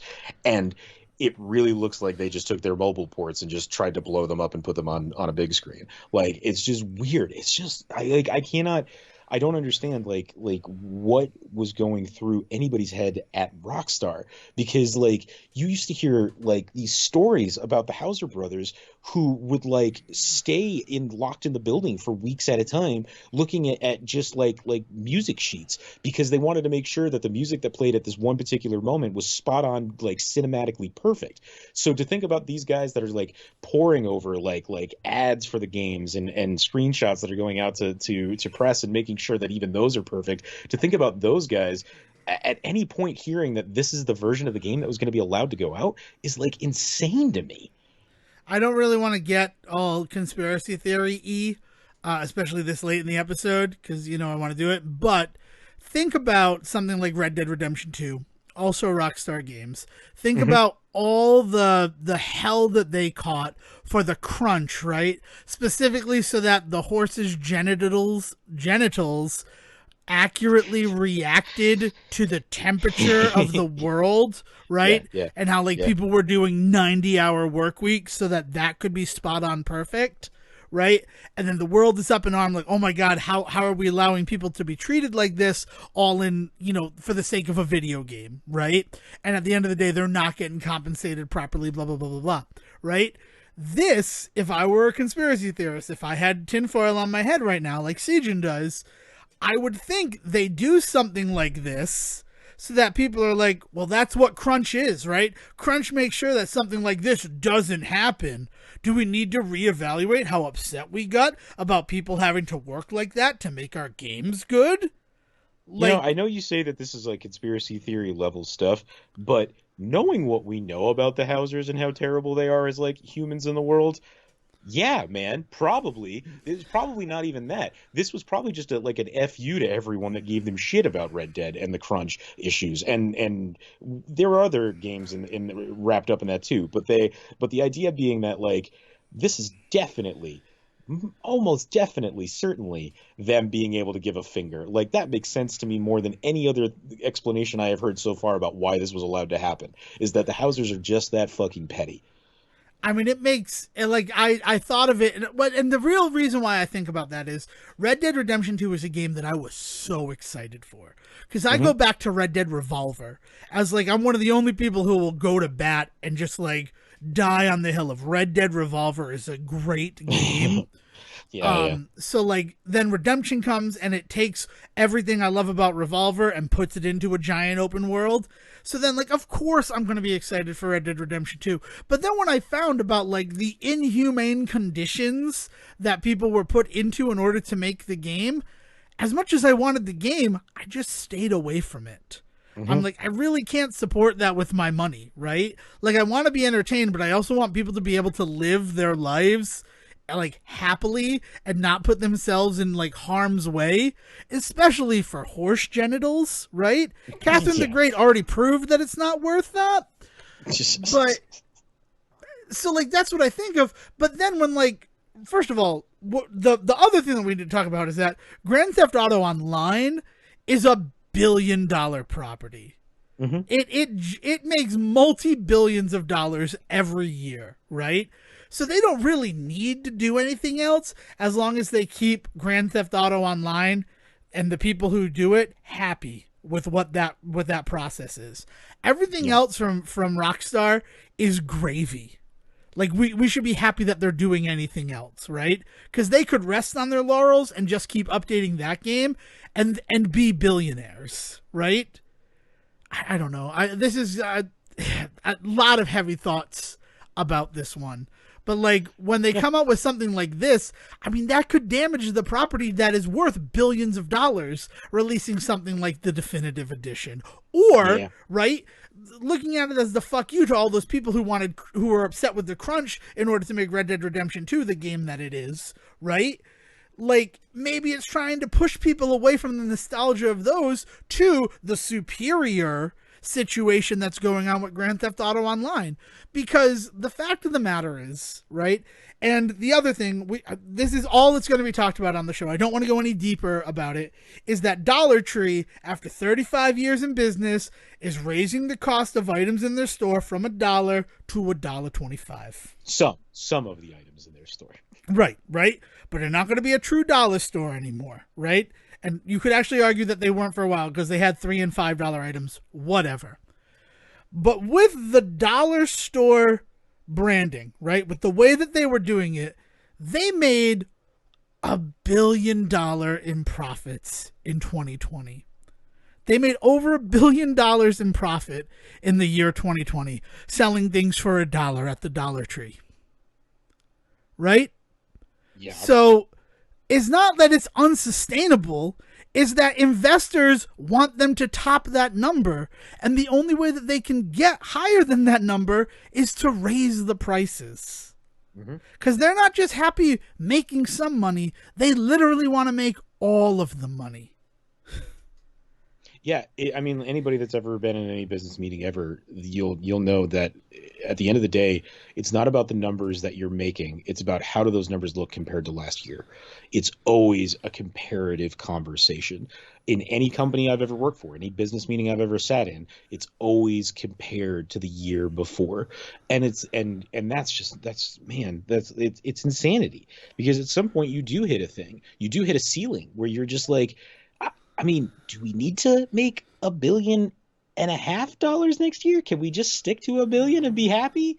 And it's like, no, because that's not how business works. Yeah, that's not how business works under capitalism, and that's a big part of everything that we've talked about in this episode.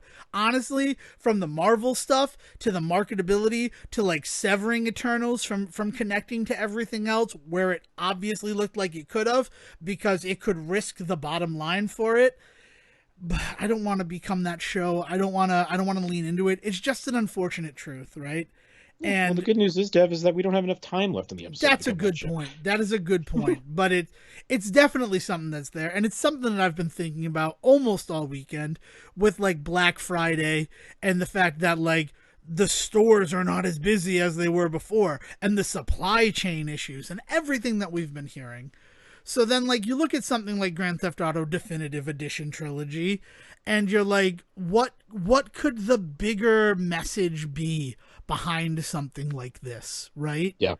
Why does a company that has $1 billion property risk doing something like this, right? Doing something that could alienate the value of that $1 billion item. Man, and you were part of that conversation that we were having with Zach about this when all this stuff started coming out, and I said it then, and I'll say it here, is that it is impossible to look at this as anything other than just a disgusting cash grab, and that is so sad, because I always want to make the best out of it. I always want to talk about how there's another side to it.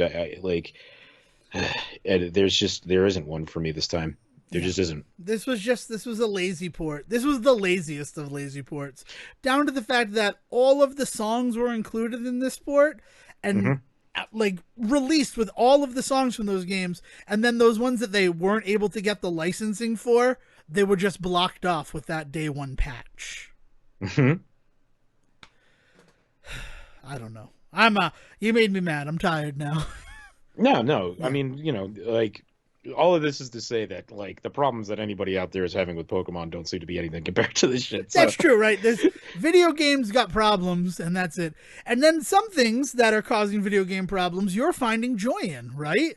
Like tomorrow, right? In the grand scheme of things, this will release on Monday.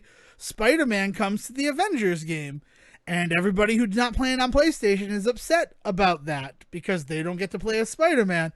But then the reveal that he's just going to be a character. He's not going to have any unique story content. Yeah, did we talk about this on the show though? Like, I No, feel we like this is haven't. Yeah. okay. So I feel like this was no, not the announcement stuff, but rather that my theory is just what I'm getting so much glee from this, and it is a shit eating grin that I wear today. Like, I'm not going to sit here and say that I'm going to be nice about this for the next couple of minutes, but this is exactly what I was saying about the idea that Spider-Man, they can't introduce anything into the game with Spider-Man that cannot be replicated in any version that Spider-Man does not exist.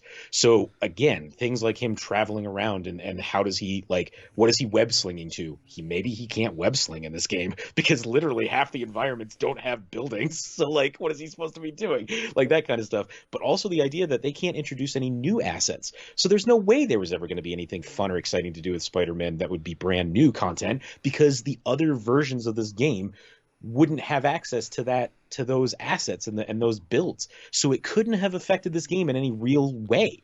We've known that all along. The second that PlayStation put their foot down and said he's ours, you can't have him, they basically it was a death note for this character because they couldn't do anything with this character if that's the case. And I think where people were disappointed with that announcement is the trailer that showed it looked like all new assets, and it looked like he was going to have a story about Spider-Man dealing with AIM and how it affected him. And that can't be, you're right, and you're not wrong. Like, it's one of those things where, like, I'm disappointed a little bit that it's not coming with, like, some grand Spider-Man-esque story. Even if it were just, like, a mission, a Spider-Man mission, I'd feel like something, but it can't happen. I do want to clarify that it feels like what they're so apparently a lot of stuff is going to be just like collectibles. Like you're going to get a lot of backstory from like picking up collectibles in the world and stuff like that. But it is apparently going to lead to an AIM style mission at the end of it. But what they're going to do is they're just going to take one of the AIM missions that already exists and just reskin it, maybe redo some lines. So ADR in a couple of extra lines about it being more about Spider-Man. But it's going to be a mission you've already played, and it's going to be a mission that other people are going to have access to. It's just going to be just gussied up to be a Spider-Man-esque version of that mission. And so like it's all they ever could have done is like they're gonna give you story specific things that happen between characters, but you're not gonna have any fun moments. There's not gonna be any video out there of Spider-Man in scenes with these characters in a way that I don't know. Yeah, it's going to be Which maybe is for the strange. best because I don't want to just look at Spider-Man's butt while he has some big moment explaining Uncle Ben to Steve Rogers. Yeah, I've lost somebody too. Oh, this is awkward. Yeah, it was really reading the discussions with the developers where they're like, well, we always knew that we couldn't do much with him. Like it was like right when we started from it, we're like, we can't develop story content because only the PlayStation people would get that story content. We should focus on things that everybody will get to play with and enjoy. But more on that next episode, because I fully intend to spend plenty of time with the Spider-Man content in this game and report back. Because the other thing is, alongside Spider-Man, speaking of content for everybody, the power levels for your characters are going up from 150 to 175. That old Destiny chestnut. Is coming to it. But the bigger news, and the news that I played a lot of Avengers over the weekend because it was a 4-time experience weekend. So like I gained like 17 champion levels with Black Widow so I could actually have her the way that I want her to be. What a waste of time that feels like every time I do it. I'm not gonna lie to you. Because I found a mission that gives you like 5,000 experience points before the experience boost. So like getting 20,000 experience points, that's pretty much a level every time you do it. And it's not clearing the level. It's literally just beating the first enemy in it and then reloading the stage over and over again. That like, and I got Hawkeye from level 12 to level 38 in 2 hours. Boy, this sure sounds like a great made game. I don't know what to say there, bud. I gotta tell you, the Hawkeye, like he sucked until I started leveling him up, and now he feels awesome. But that's weird, right? But yeah, it's just one of those games. I mean, we've already shared our thoughts on the Avengers game, but the other thing that they're doing with the 175 and the Spider-Man drop is all of the unique currencies. You know how like you get nanites and you get like Uru and all of that. really the death knell of any sort of live service game is that we don't have just one currency. We have 17 currencies. Yeah, right. They're all getting turned into one universal currency. Makes sense. It's the same thing that Destiny went through when it first came out, and then they started doing all sorts of weird ways that you could just like combine things to make other currencies and all that. Yeah, man. I mean that's great. I see. It's still I don't know how to feel about it because I got to tell you, like there's one currency where I maxed out on it. The upgrade cubes, right? Yeah. I have collected so many that every time that I collect them, they're like, it's like inventory full offloaded to your locker. And I'm like, well, I've seen that with like gear, but I've never seen that with currency in these games. Like, what does that even mean? How do I access my currency locker? Shouldn't the number just continue to go up? Isn't that how currency usually works in video games? So I am very excited, nervous to take a picture of the currency that I currently have and see what it translates to tomorrow when it all becomes one thing. Because honestly, I feel like I'm going to lose some currency. Not that it matters. Congratulations, most avid player. You're about to lose a lot of your progress. Yeah. I don't know. I really would like them to fix the progress issue with the Avengers Initiative, where it's just stuck at 92%, even though I've completed it 100%. Like on the front page, it just says 92, but when I go into the game, completion rate is 100. It bugs the crap out of me. Congrats, man. Thank you. All right, I think that's good. I think anything else that you want to talk about or add? I mean, we have other episodes for this stuff, but we took a week off, so I was full of everything that I wanted to talk about, and there are still some things I didn't talk about. Yeah, I'm good. There's definitely some other things that I want to talk about. We should touch base about things like I did watch the new My Little Pony movie that's available on Netflix, and that's definitely a recommendation out there. Diving into a lot of old stuff I found. If anybody has any idea if there's any new Rainbow Bright anywhere, hit me up. I watched the Nash Bridges movie. Oh man, I forgot they were doing it. It was a TV, a made-for-TV movie. Right? USA. It aired on the 27th of November. We watched it today. It was awesome. It was so good to go back to the world of Nash Bridges. Rad. And if it does well, then they're saying there's going to be a reboot series. I don't know how well it's going to do. All I know is that a show that I haven't watched in 20 years, it felt like it hadn't missed a beat. Right, and that felt great. Awesome. So yeah. All right. So that's the episode of the Say Report, because clearly we have more to talk about, but we're getting a little long in the tooth, as it were, growing them like beavers. It's so weird that beavers' teeth grow forever. Right. I think about that sometimes. It weirds me out. But if you have any suggestions of Christmas movies that Siege might want to add to his list, he can be found on Twitter at Siege versus the World. And if you have bought any of the Eternals figures, take some pictures of them and send them over to Dev so that he knows he's not alone. Or you can find him at Devin D. Decker. Thank you very much. All right. So everything. Thanks for coming back to us. We're going to be talking about exciting things. But until then, William, please bring us home. Thank you for listening to the Say Report with your host Devin Decker and Stephen Selwick. Please follow the guys on Twitter and Facebook by searching for The Say Report, and you can always subscribe on your podcast channel so this is delivered straight to you and you can enjoy it every week. With apologies to your mother, we'll see you next time.